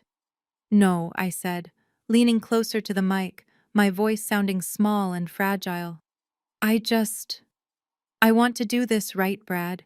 You are being so generous. You are saving my life. I want everyone to understand that this is legally binding. I do not want anyone to say later that I was coerced or that I was not in my right mind because of the grief. Brad chuckled. Coerced. Nia, look at you. You are asking for this. Exactly, I said, looking up at him with wide, innocent eyes. That is why I asked my lawyer to come, to witness it, to make sure everything is above board. Brad froze. A lawyer? Since when do you have a lawyer, Nia? Can you even afford a lawyer? A few people in the front row laughed. My mother, Viola, covered her face with her hand, shaking her head at my audacity. He was a friend of Jamal's. I lied. He offered to help for free. He is just outside. Please, Brad, let him come up. Let him witness your generosity.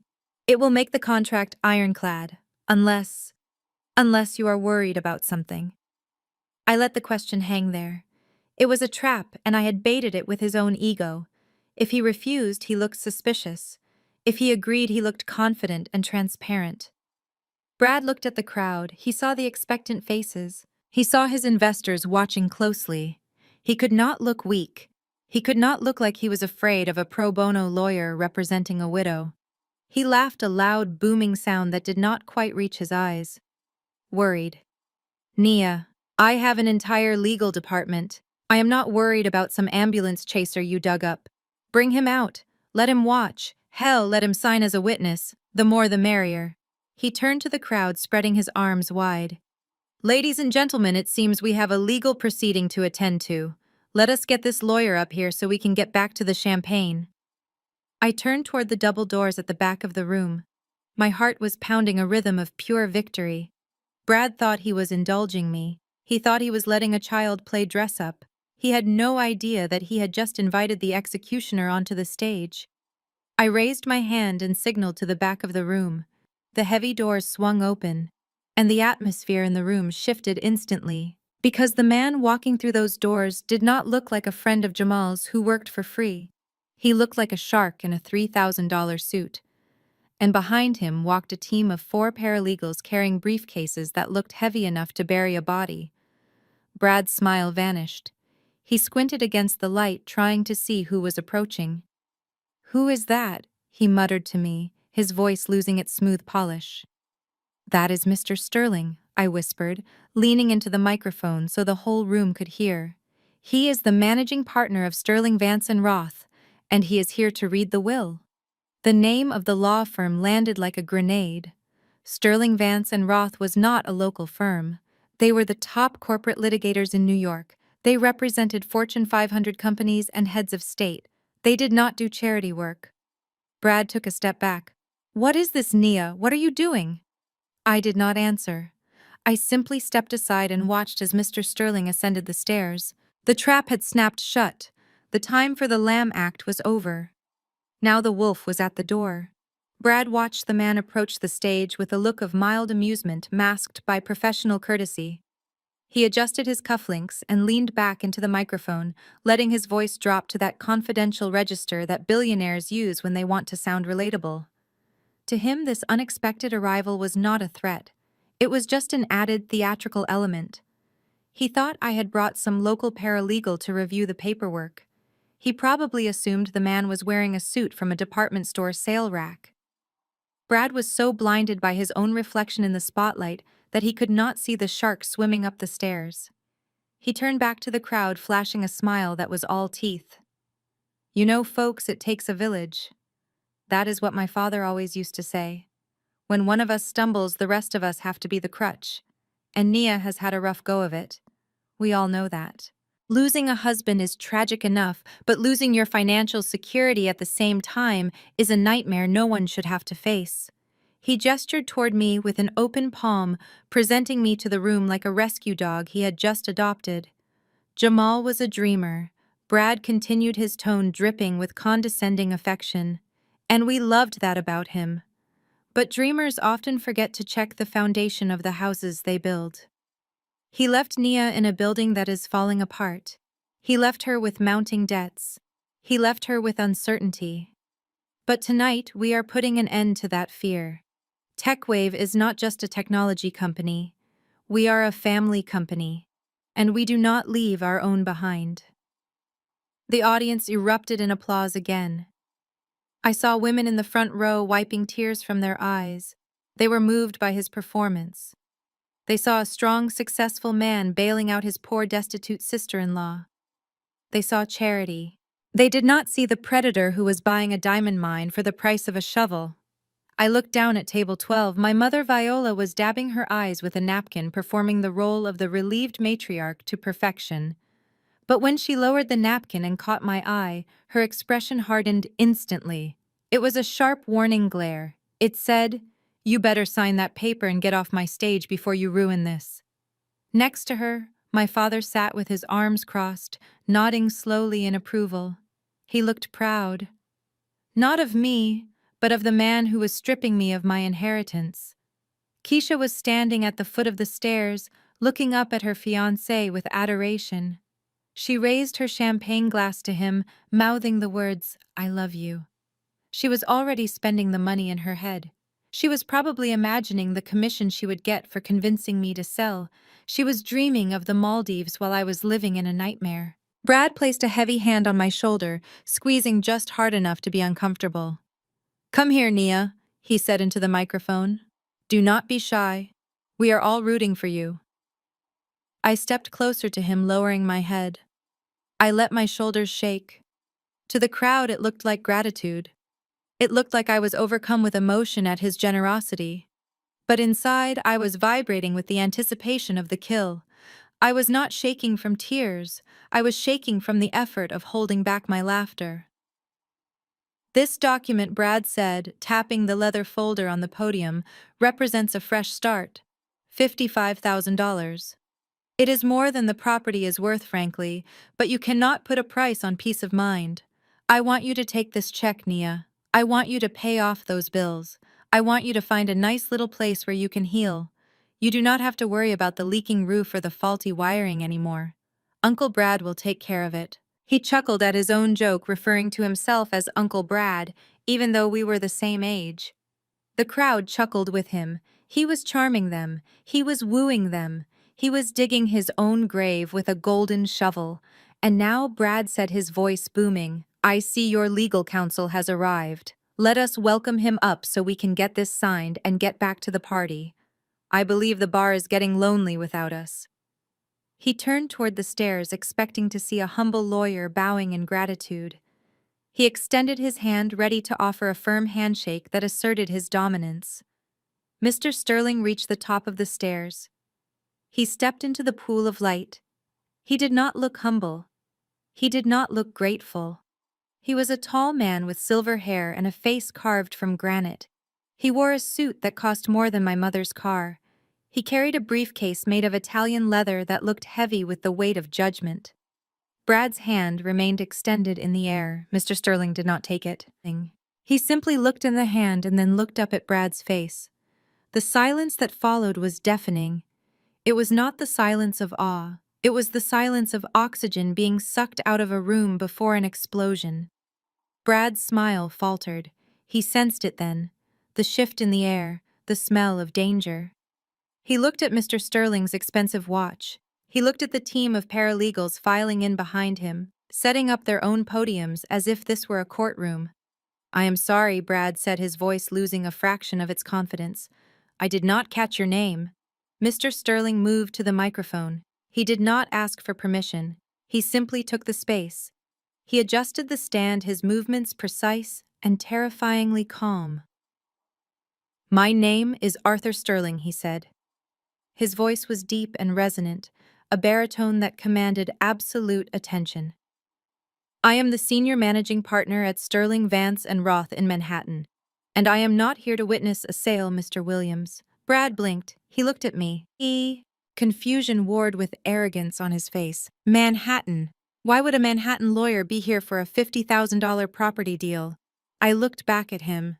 I straightened my spine. I lifted my chin. The act was over. The broken widow had left the building. "Go ahead, Mr. Sterling," I said, my voice clear and strong, ringing through the speakers. "Tell them why you are here." Brad took a step back. The applause had died completely. The smiles in the audience had vanished. My mother had stood up at her table, her napkin clutched in her fist. Mr. Sterling opened his briefcase. The click of the latches echoed like gunshots. "I am here representing the estate of the late Jamal King," he announced, "and to execute the immediate restructuring of the board of directors for TechWave Enterprises." The words hung in the air. Brad's face went white. The trap had sprung, and the jaws were made of iron. The heavy double doors at the back of the ballroom swung open with a force that seemed to suck the air right out of the room. The jazz band had already stopped playing, but now even the ambient noise of clinking glasses and whispered gossip died instant death. Every head in the room turned. 300 people shifted in their seats, craning their necks to see who had made such a dramatic entrance. Beside me on the stage, Brad shielded his eyes against the glare of the spotlights, squinting into the semi-darkness of the hall. He looked annoyed. He looked like a director whose perfect scene had been interrupted by a clumsy stagehand. In his mind, he was expecting a disheveled public defender, or perhaps a nervous family attorney working out of a strip mall office. He was expecting someone with a cheap suit and scuffed shoes, someone grateful to be allowed into the Plaza Hotel. He was expecting a prop for his play, not a protagonist. Arthur Sterling stepped through the doors, and the atmosphere in the room shifted from curiosity to a heavy, palpable tension. He was a man who carried his own weather system. He was tall, with silver hair cut in a severe military style, and he wore a charcoal three-piece suit that fit him with the kind of precision that only thousands of dollars and Italian tailors can buy. He did not look around the room. He did not marvel at the chandeliers or the flowers. He looked straight ahead, his eyes locked on the stage with the intensity of a predator locking onto a target. But he was not alone. Flanking him were 4 associates walking in a V formation that looked less like a legal team and more like a tactical strike unit. They were young, sharp, and terrifyingly efficient. Each of them carried a thick black briefcase. They moved in perfect synchronization, their footsteps on the marble floor echoing like the ticking of a doomsday clock. Brad laughed. It was a nervous sound, a short bark of disbelief that echoed too loudly in the microphone. He leaned toward me, covering the mic with his hand, but not well enough. "Jesus, Nia," he hissed. "Who is this guy? Did you hire actors? Is this some kind of performance art to make you feel better about taking my money?" I did not answer him. I just stared straight ahead, my face a mask of polite anticipation. Brad straightened up and addressed the crowd again, recovering his composure. He decided to play it for laughs. He decided to treat this imposing figure like a joke, because his ego could not process the possibility that he was outmatched. "Well, folks," Brad boomed, flashing his million-dollar smile, "it seems Nia's legal counsel travels in a pack. I did not know we needed a whole committee to sign a simple deed. But hey, the more the merrier, right?" He waved his arm in a welcoming gesture that was bordering on mockery. "Come on up," he called out to Sterling. "Do not be shy. We have plenty of room on the stage. I hope you brought your own pens because we are on a tight schedule here. The champagne is getting warm." A few people in the audience chuckled nervously, but most stayed silent. The wealthy investors in the room, the men Brad was trying so hard to impress, were not laughing. They were leaning forward in their chairs. They recognized the cut of Sterling's suit. They recognized the way the associates scanned the room. They knew the smell of power, and they knew that power did not walk into a room like that just to witness a $50,000 charity transaction. Sterling did not speed up. He did not slow down. He walked down the center aisle with a measured, terrifying pace. As he passed the tables, guests pulled their chairs in, instinctively making way for him. My mother Viola was staring at him with her mouth slightly open. She looked from him to me, and for the first time tonight, I saw a flicker of genuine fear in her eyes. She realized that the daughter she had dismissed as a failure had just summoned a titan. Brad, however, was still blind. He was so drunk on his own narrative that he could not see the cliff edge. He tapped the microphone again. "I am assuming you bill by the hour," Brad joked, his voice echoing through the silent hall. "Do not worry about the fee. I will cover it. Consider it part of the donation. Just get up here and let us get this signed so my sister-in-law can go home and rest." Sterling reached the foot of the stairs. He stopped. He looked up at Brad. The stage lights illuminated Sterling's face, revealing eyes that were cold, hard, and completely unimpressed. He adjusted his silk tie with a slow, deliberate movement. He did not smile. He did not nod. He simply signaled to his associates. Two of the paralegals moved to the left side of the stage, setting up portable stands for their briefcases. The other two moved to the right, effectively boxing Brad in. Sterling ascended the stairs alone. Every step he took sounded heavy on the wooden risers. Thud, thud, thud. Brad took a half step back. His smile was starting to look plastered on like a mask that was slipping. He extended his hand again, trying to regain control of the interaction. "I am Brad Williams," he said, his voice losing some of its boom. "CEO of TechWave." "And you are?" Sterling ignored the hand. He walked past Brad as if he were a piece of furniture and approached the podium where the quitclaim deed lay waiting. He picked up the document with 2 fingers, holding it as if it were a soiled tissue. He glanced at it for less than a second before dropping it back onto the podium with a dismissive slap. Then he turned to the microphone. He stood there for a moment, surveying the room. He looked at the investors. He looked at my family. And finally, he looked at Brad. Mr. William Sterling said, his voice deep and resonant without even needing to raise it. "I am not here to sign your deed. I am here to correct a significant misunderstanding regarding the ownership of assets in this room." Brad frowned, his brow furrowing. "Misunderstanding? What are you talking about?" Nia agreed to the sale.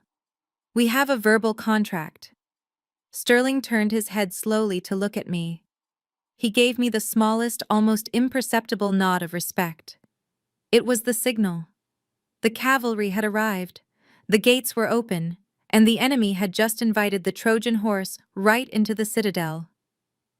"I am afraid Mrs. King cannot sell you the property," Mr. William Sterling said, turning back to Brad.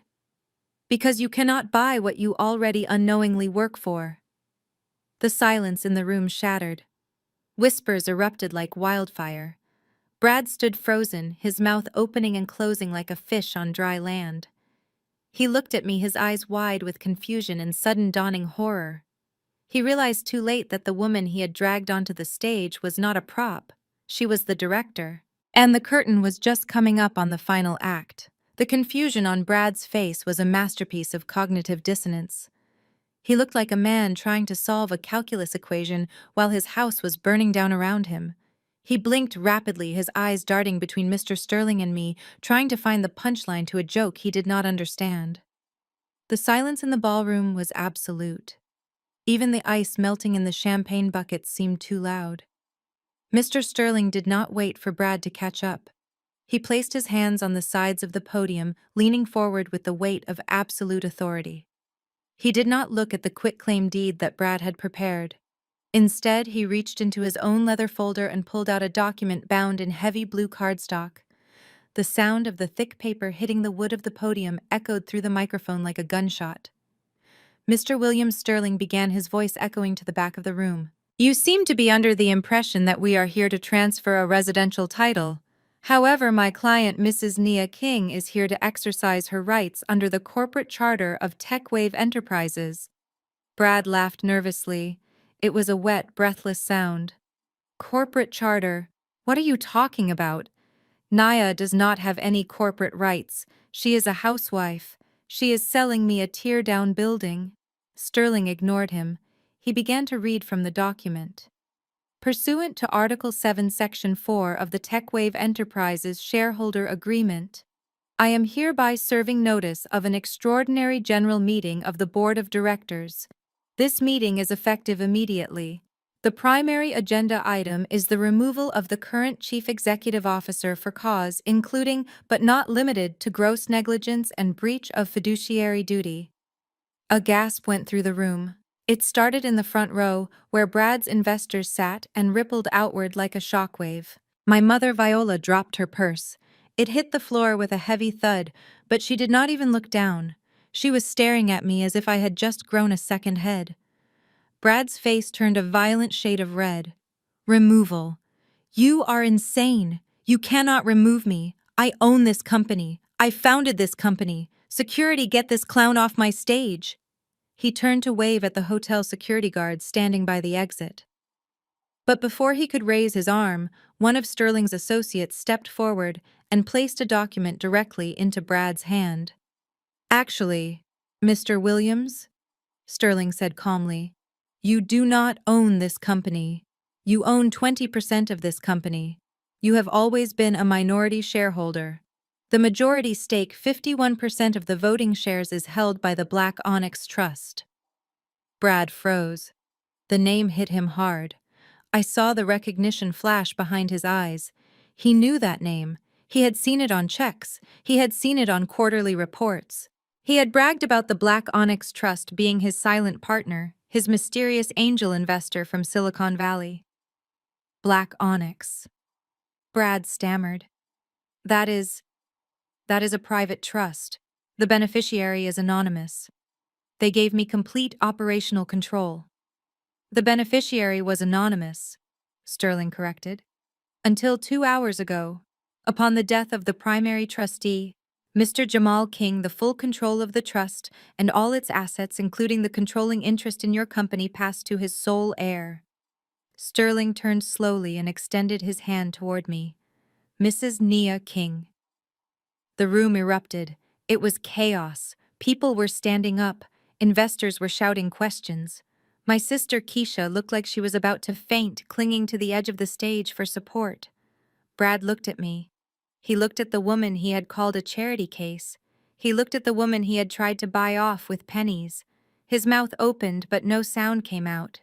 The arrogance was draining out of him, leaving behind only a hollow, terrified shell. I stepped forward. Brad was still clutching the microphone stand, his knuckles white. I reached out and wrapped my hand around the metal stem just above his grip. His hand was clammy and cold. Mine was warm and steady. I pulled the microphone toward me. He resisted for a fraction of a second, a reflex of a man losing power. But then he let go. He stepped back, almost stumbling over his own feet. I stood alone in the spotlight. The feedback whine of the mic died down. I looked out at the faces of my family. I saw the fear in my father's eyes. I saw the calculations starting to churn in my mother's brain.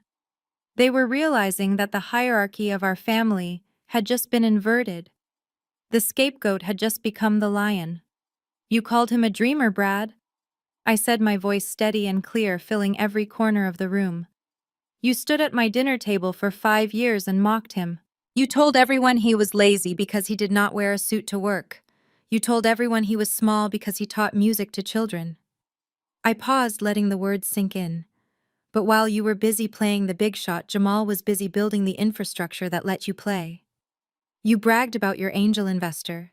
You bragged about the genius who funded your startup when no bank would touch you. You never wondered why that investor never showed up to meetings. You never wondered why the checks always cleared on the same day Jamal got his royalty statements. Brad shook his head. No, no, that is impossible. He was a nobody. He was your boss, I said sharply, cutting him off. He was the black onyx. And he watched you.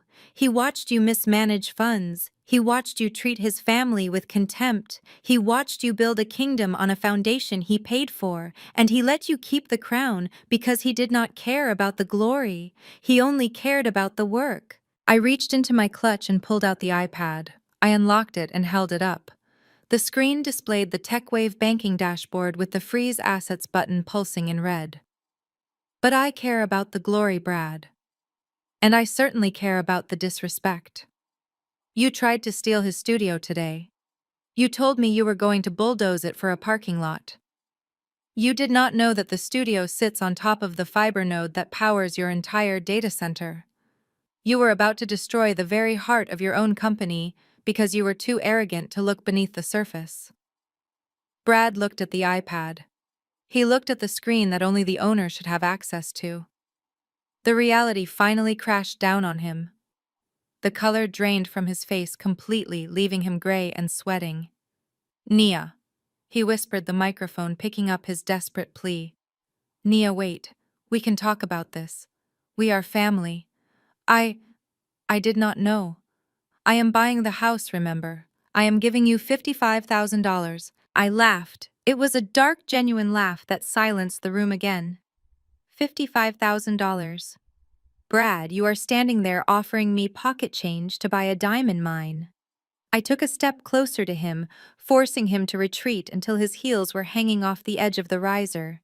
You are not listening, are you? You still think this is a negotiation.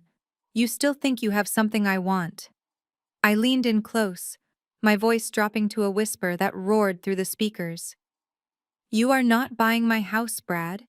You are standing on my stage, and I am canceling your show.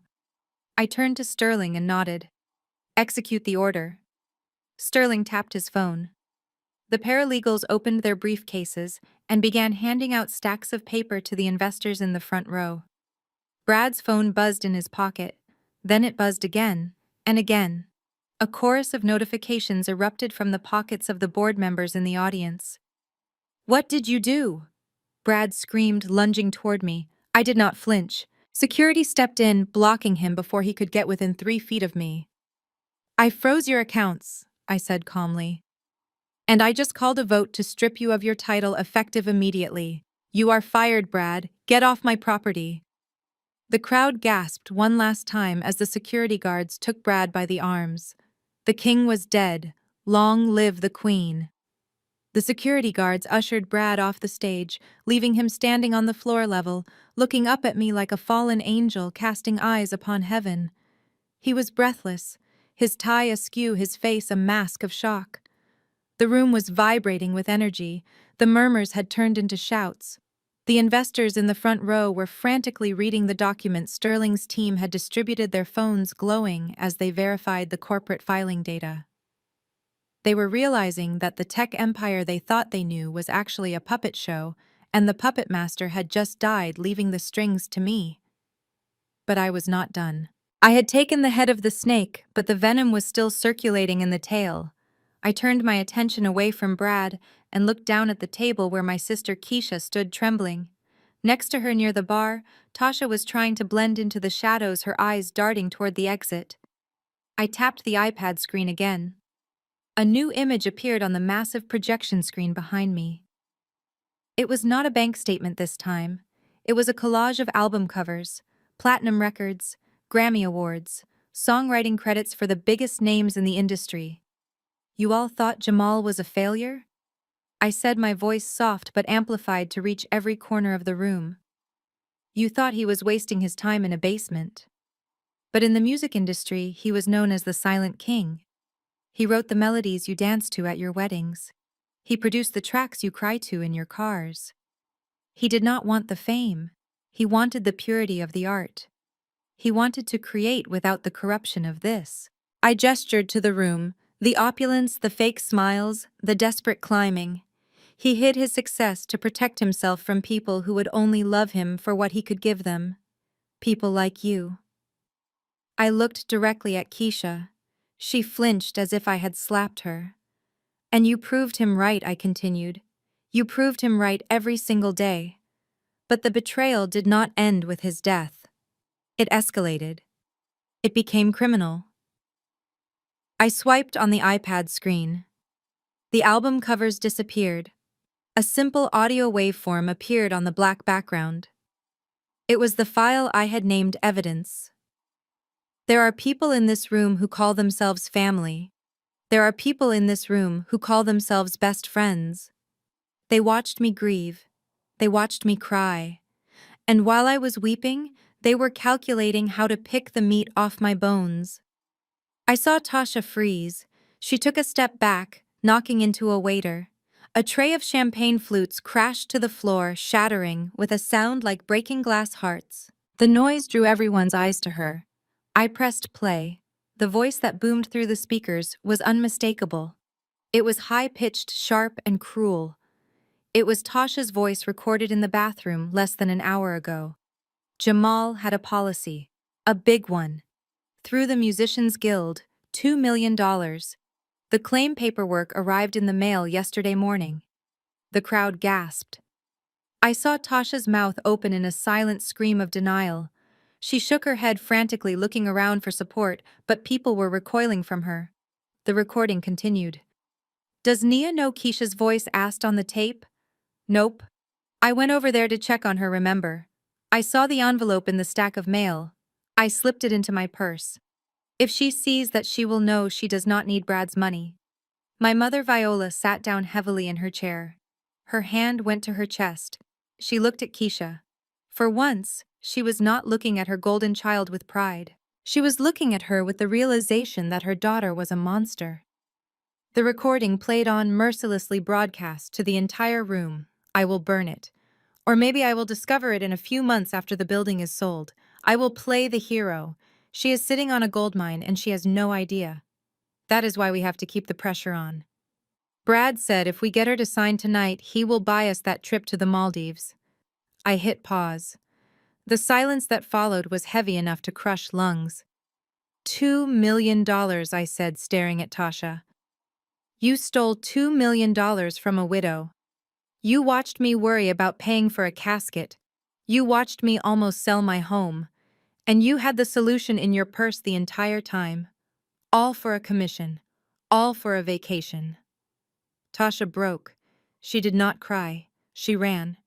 She turned on her heel and sprinted toward the side exit, pushing guests out of her way.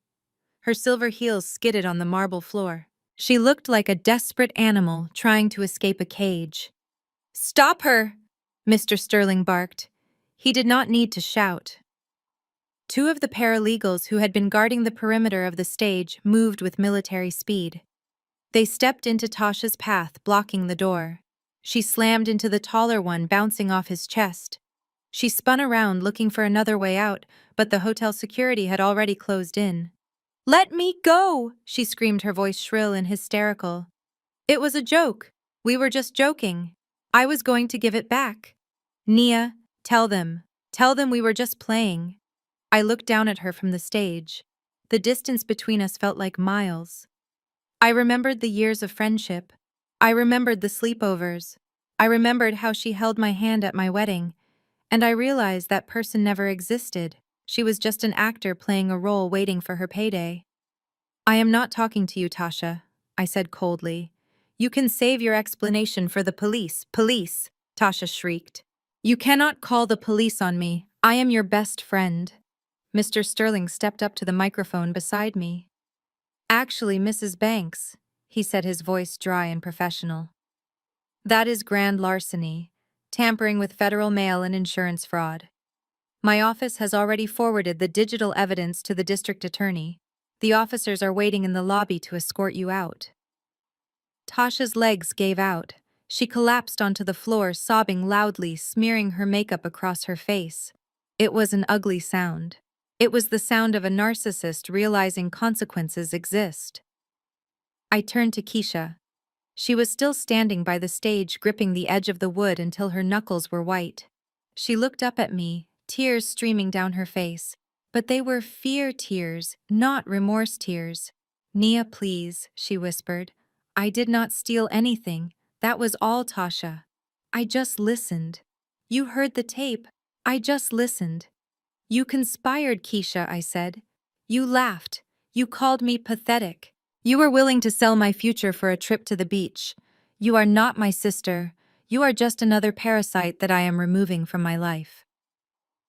I looked out at the crowd one last time. The disgust on their faces was palpable. They were looking at Brad, Keisha, and Tasha like they were something they had stepped in. The social capital they had spent years building, the reputation, the status, it was all incinerated in 3 minutes of audio. This party is over, I announced. I handed the microphone back to Mr. Sterling. I gathered my silk dress in my hands and walked down the stairs. The crowd parted for me instantly. They moved back with a mixture of fear and reverence, giving me a wide berth. I walked past Tasha, who was still wailing on the floor. I walked past Brad, who was staring at the wall in a catatonic state. I walked toward the exit, my head held high. I had walked in here as a ghost. I was walking out as a legend. And behind me the kingdom of lies was burning to the ground. The security team had barely finished dragging Tasha's sobbing form through the side exit when I turned back to the main event. The room was in a state of suspended animation. The guests were frozen in that terrifying space between a party and a crime scene. But Brad was starting to recover. The shock of the black onyx revelation was wearing off, and his natural arrogance was kicking in.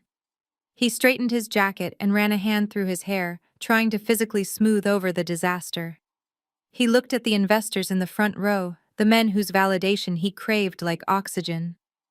This is a misunderstanding, Brad announced, his voice cracking slightly before finding its booming rhythm again. Nia is grieving. She is confused about the corporate structure. I built TechWave from a garage. I am the face of this company. You cannot just walk in here with a tablet and claim to own my life's work. He was betting on their bias. He was betting that the board members would look at him, a confident white man in a bespoke suit, and then look at me, a black woman in a morning dress, and choose him. He was betting on the status quo, but he forgot that in the world of high finance, the only color that matters is green. I did not argue with him. I did not scream. I simply tapped the iPad screen one more time. Behind me, the massive LED wall that had been displaying photos of Brad and Keisha's engagement shoot flickered. The romantic images vanished. In their place, a stark high-definition pie chart appeared. It was simple, brutal, and undeniable. The chart was dominated by a massive blue section labeled Black Onyx Trust, Class A Preferred Shares. Inside the slice, the number 51% was written in bold white text. A smaller sliver representing 20% was labeled Bradley Williams. The rest was fragmented among the minority investors sitting in the front row. I stepped to the side so the entire room could see the graphic. There is no confusion, Brad, I said, my voice cutting through his bluster. Math does not have feelings. And it certainly does not grieve. You own 20% of a company that you treat like a personal piggy bank. The Black Onyx Trust owns the majority, and as the sole trustee, I am not just a shareholder. I am the quorum. Brad stared at the screen. The blood drained from his face, leaving him looking gray and aged. He turned to the investors, his hands shaking. Gentlemen, look at the numbers. We have had 4 quarters of record growth under my leadership. You cannot let a hostile takeover happen based on a technicality. I am the CEO. I am the visionary. If you let her do this, the stock will tank. Mr. Sterling stepped forward. He held up a single sheet of paper. Actually, Mr. Williams, the stock is already reacting. But not the way you think. My team released a press statement 5 minutes ago announcing the restructuring. The after-hours trading shows a 3% bump. The market likes stability, and they like the idea of removing a CEO who has been funneling company funds into personal real estate projects. Brad flinched. You cannot prove that. I tapped the screen again. The pie chart dissolved. It was replaced by a series of scanned invoices, contractor bills for a lake house, receipts for a diamond engagement ring, invoices for a luxury wedding planner. All of them were paid from the TechWave operational expense account, labeled vaguely as consulting fees. The crowd gasped. I heard my father let out a low groan of disbelief. Keisha, who had been standing near the stairs, seemingly paralyzed, let out a sharp cry. She looked at the ring on her finger, the massive diamond she had been showing off all night. She realized in that second that she was wearing stolen money. I walked toward Brad. He backed away until he bumped into the podium. You stole from the company, Brad, I said. You stole from the investors. And you stole from Jamal. You used his capital to fund a lifestyle you did not earn. And then you stood on this stage and called him a failure. I turned to the investors in the front row. Gentlemen, as the majority shareholder, I am calling for an immediate vote on the motion to remove Bradley Williams as CEO, effectively immediately for cause. I looked at the men in the suits. They did not look at Brad. They looked at the evidence on the screen. They looked at their phones where their legal teams were likely screaming at them to cut ties. One by one, hands went up. Motion carried, Mr. Sterling announced. Brad looked around wildly. No, no, you cannot do this. I have a contract. I have a golden parachute. If you fire me, you have to pay me $20 million. It is in my severance clause. I smiled. It was the coldest smile I had ever worn. Mr. Sterling, please clarify the terms for Mr. Williams. Sterling adjusted his glasses. The severance package applies only if you are terminated without cause, Mr. Williams. However, given the evidence of embezzlement, fraud, and gross ethical misconduct displayed here tonight, your termination is for cause. This voids all severance packages, stock options, and benefits. You are leaving with nothing. Brad's knees actually buckled. He grabbed the podium to stay upright. Nothing. He had gone from a multimillionaire to destitute in the span of 10 minutes. You are bankrupt, Brad, I said, stepping into his personal space. You are fired. And since this hotel ballroom was booked under the corporate account, which you are no longer authorized to use, you are technically trespassing. I signaled to the security team. This time they did not wait for a nod from Brad. They took their orders from the new owner. 2 large guards stepped onto the stage. One of them reached out and unceremoniously ripped the VIP laminate badge off Brad's lapel. The sound of the clip tearing fabric was the only sound in the room. Escort Mr. Williams off the premises, I ordered, and make sure he does not stop at the bar. He can't afford a drink here anymore. Brad did not fight. He looked broken. He looked at Keisha, waiting for her to run to him to stand by him. But Keisha was staring at the floor, taking off the engagement ring with trembling fingers. She dropped the ring onto the stage and stepped back into the crowd, distancing herself from the sinking ship. Brad let out a sound that was half sob, half laugh. He looked at me with eyes full of pure hatred. You destroyed everything, Nia, he spat as the guards grabbed his arms. No, Brad, I replied, watching him be dragged away. I just turned on the lights. You were the one who built your castle out of trash. I watched as they hauled him down the stairs and through the center aisle. The guests parted like the Red Sea, unwilling to even touch his sleeve. The investors were already typing on their phones, putting out statements, distancing themselves from him. He was a pariah. A ghost. I turned back to the audience. The screen behind me went black. The chart was gone. The evidence was gone. All that was left was me standing center stage in my black silk dress, holding the keys to the kingdom. I took a deep breath. The air tasted clean for the first time in years. The economic punch had landed, and it was a knockout. But there was one last piece of business to attend to. My family was still in the room, and they needed to know exactly where they stood in this new world order. The double doors swung shut behind Brad, cutting off his shouts and leaving a ringing silence in the ballroom. The investors who had been so eager to shake his hand 10 minutes ago were now busy typing on their phones, pretending to be invisible. But I did not care about them. My business with TechWave was concluded.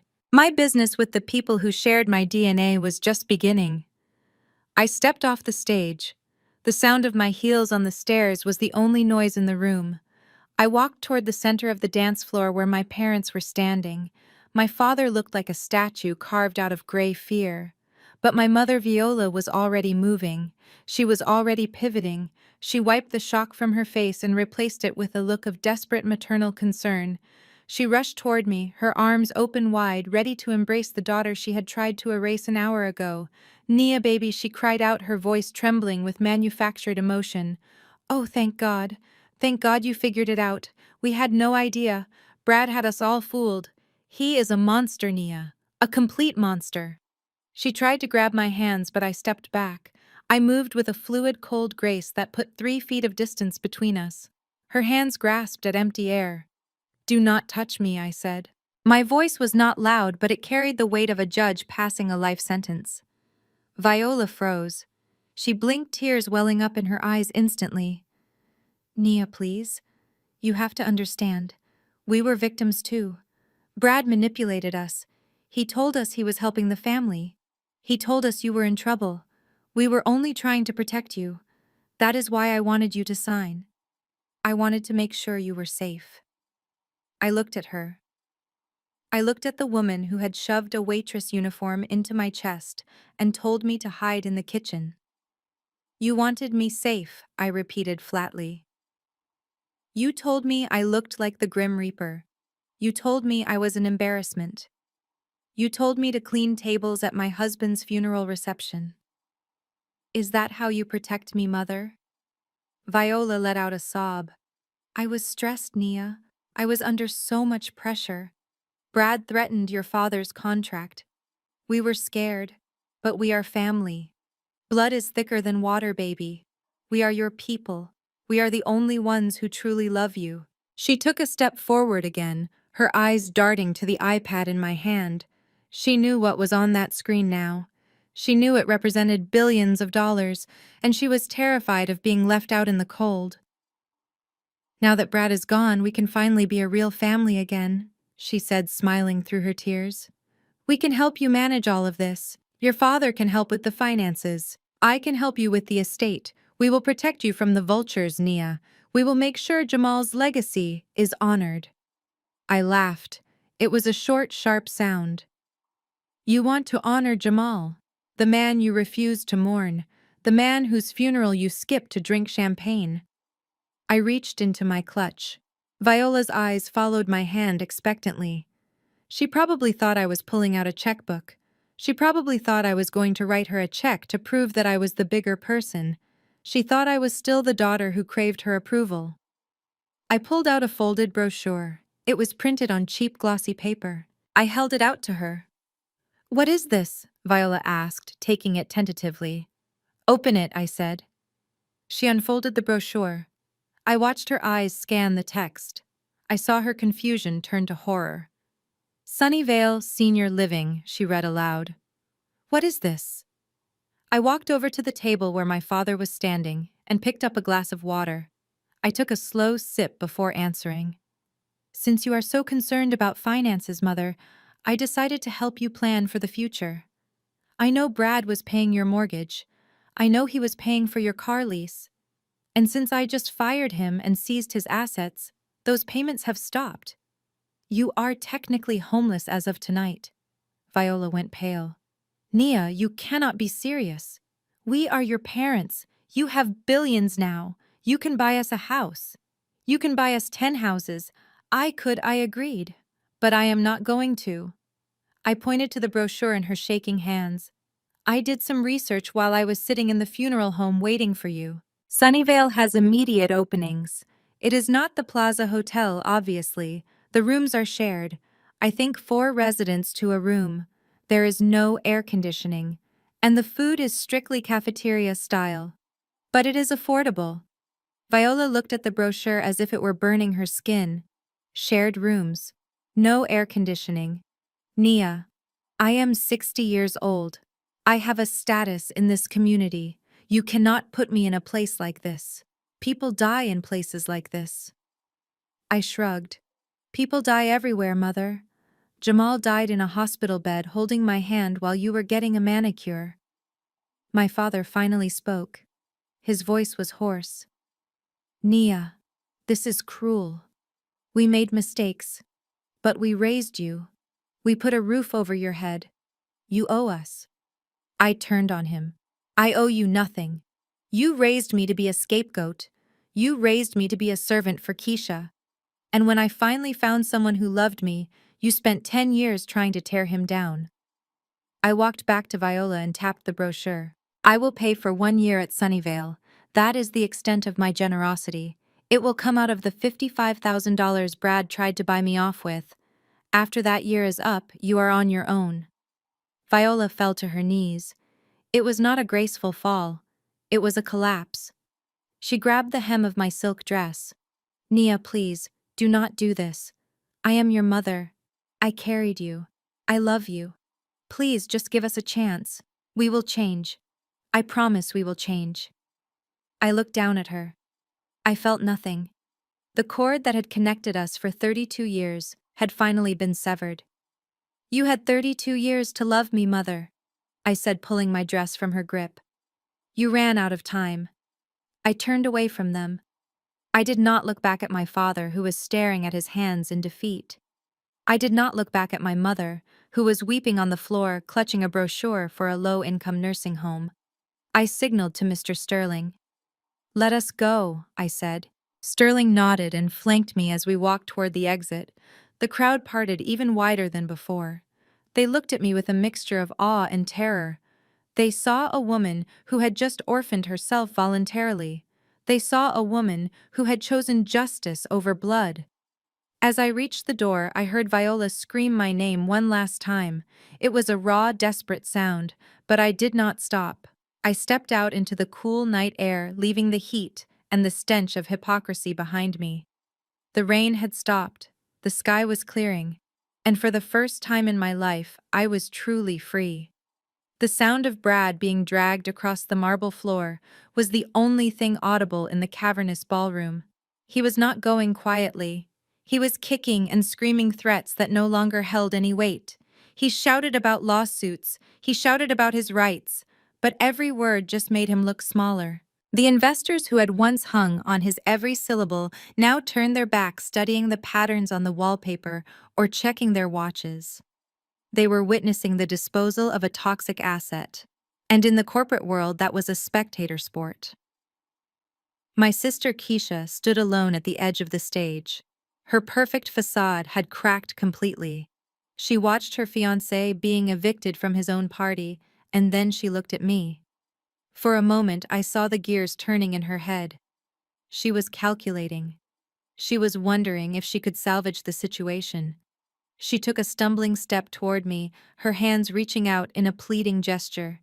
Nia, she choked out. You cannot do this. You cannot just ruin my life because you are angry. The wedding, the deposits, everything is in his name.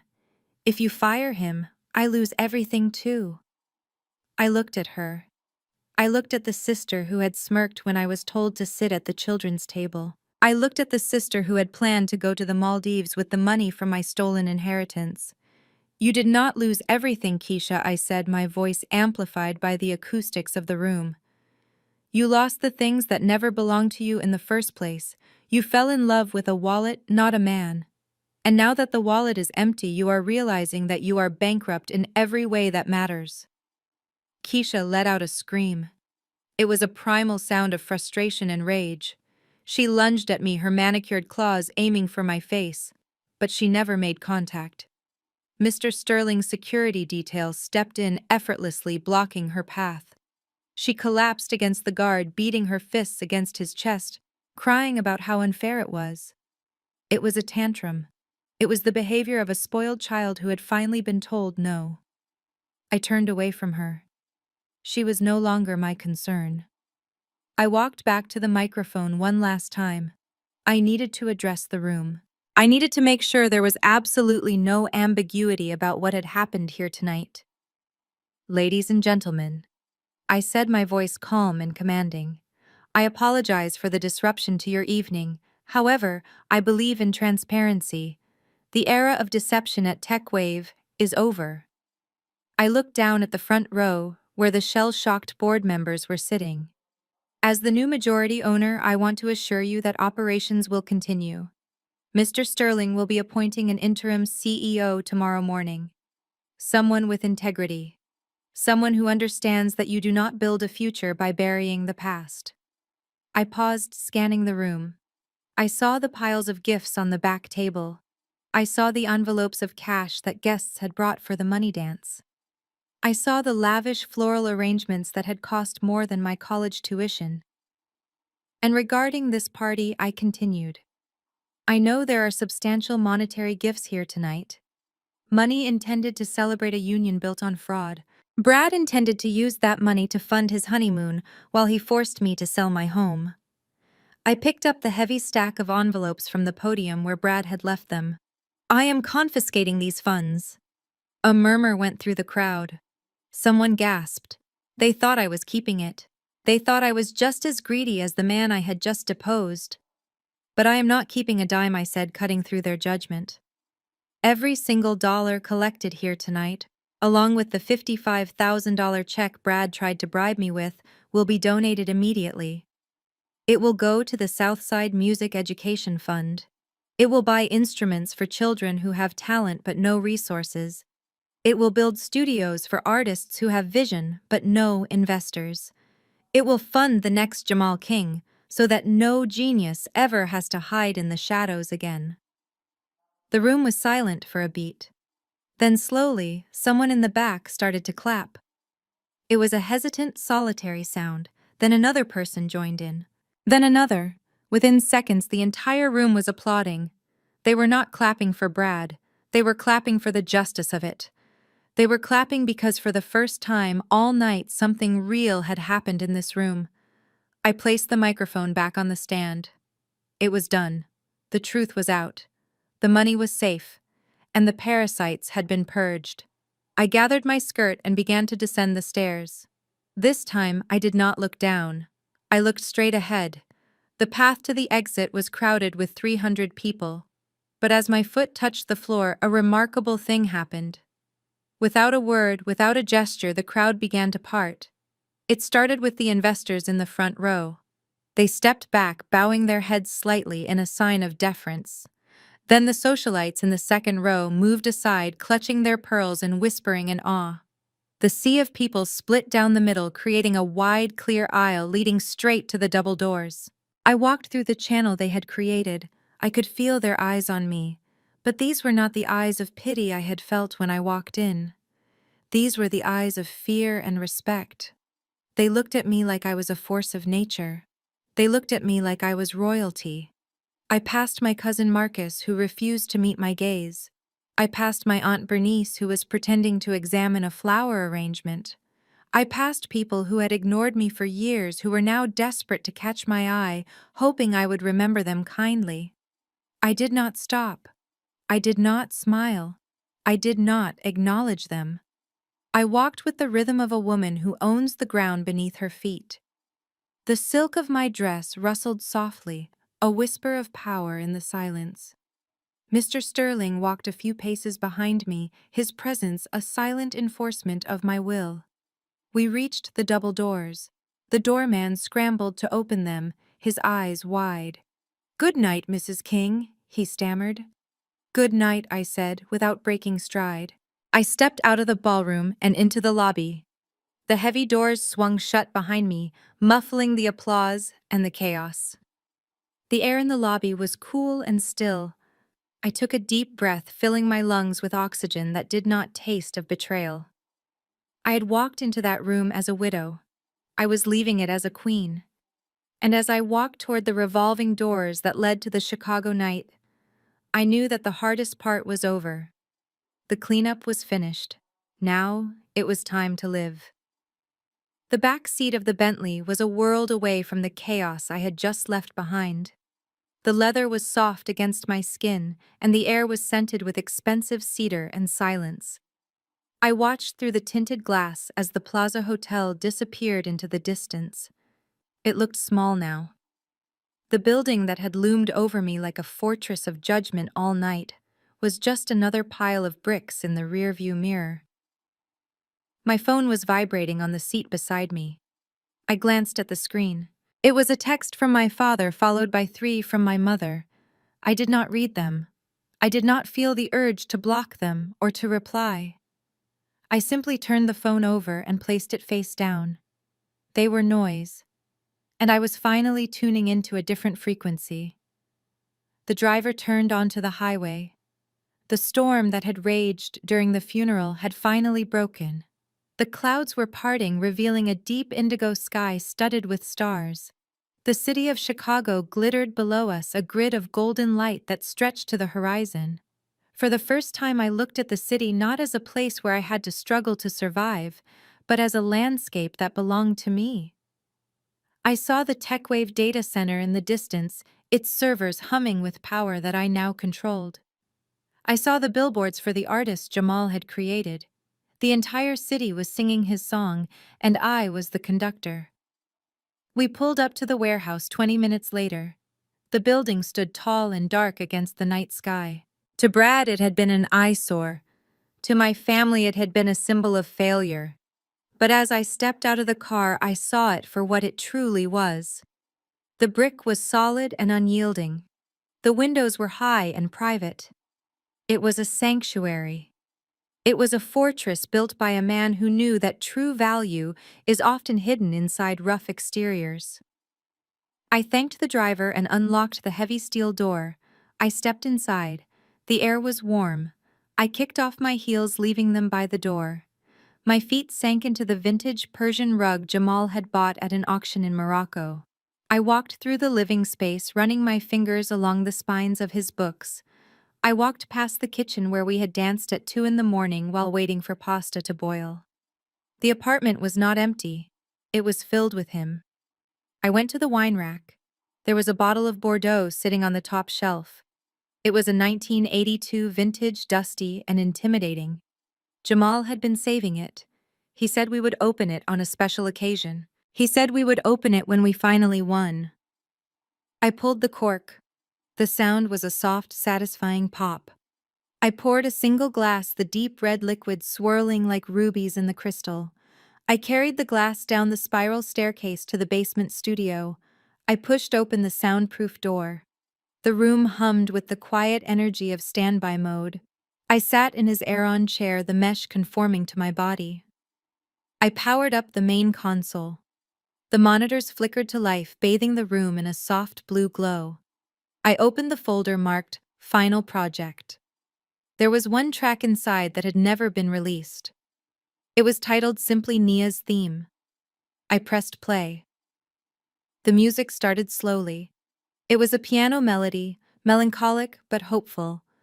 Then the bass kicked in, deep and resonant, the signature sound of the black onyx. It filled the room, wrapping around me like a warm blanket. It was a song about resilience. It was a song about a woman walking through a storm and coming out the other side not wet, but baptized. I closed my eyes and let the music wash over me. I could hear his voice in the rhythm. I could feel his hand on my shoulder. I took a sip of the wine. It tasted like victory. It tasted like freedom. Tonight I had lost a family. I had lost the illusion of sisterhood. I had lost the comfort of parental approval. But as I sat there in the blue light of the studio, I realized I had gained something far more valuable. I had gained myself. I had stripped away the layers of guilt and obligation that had suffocated me for decades. I had stopped apologizing for existing.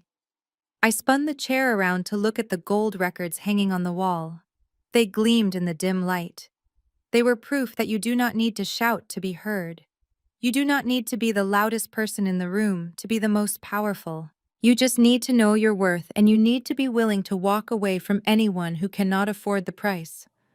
My mother was probably sitting in a hotel room right now, trying to figure out how to spin this to her friends. Brad was probably calling lawyers who would not take his calls. Keisha was probably crying over a ring she had to return. They were trapped in a cycle of their own making. But I was here. I was drinking vintage wine in a building worth millions, listening to a masterpiece written just for me. I opened my eyes and looked directly into the camera lens mounted on the monitor, the one Jamal used for video calls. To everyone watching this who has ever felt like the black sheep, to everyone who has been told they are not enough, to everyone who has been excluded from the table by the people who were supposed to feed them, listen to me. Do not beg for a seat. Do not shrink yourself to fit into their small boxes. Do not let them convince you that their rejection is a reflection of your value. It is not. Their rejection is your protection. It is the universe clearing the path for the people who actually deserve you. My family did not come to my husband's funeral. They thought they were punishing me, but they were actually setting me free. They pushed me into the dark, thinking I would be afraid. They did not know that the dark is where the stars shine the brightest. I raised my glass to the empty room. Here is to the outcasts. Here is to the scapegoats. Here is to the silent kings and queens. May we build our own castles. May we write our own rules. And may we never, ever let them see us sweat. The music swelled to a crescendo, a triumphant blast of horns and strings. I smiled. It was a real smile, the kind that reaches your eyes. The screen faded to black, slowly leaving only the sound of the music echoing into the silence. This journey taught me that silence isn't weakness. It is often the loudest form of strength. My family mistook humility for failure and grief for surrender. They built their lives on shallow appearances, while Jamal and I built ours on substance. I learned that you cannot heal in the same environment that broke you. Walking away wasn't cruelty, it was survival. Your true worth is never defined by those who cannot afford to value you. Sometimes you have to let the tower of lies crumble so you can finally see the stars. True family is chosen, not inherited. If this story inspired you to own your power, please hit the like button, subscribe for more stories of justice, and tell me in the comments. Have you ever had to cut ties to save yourself?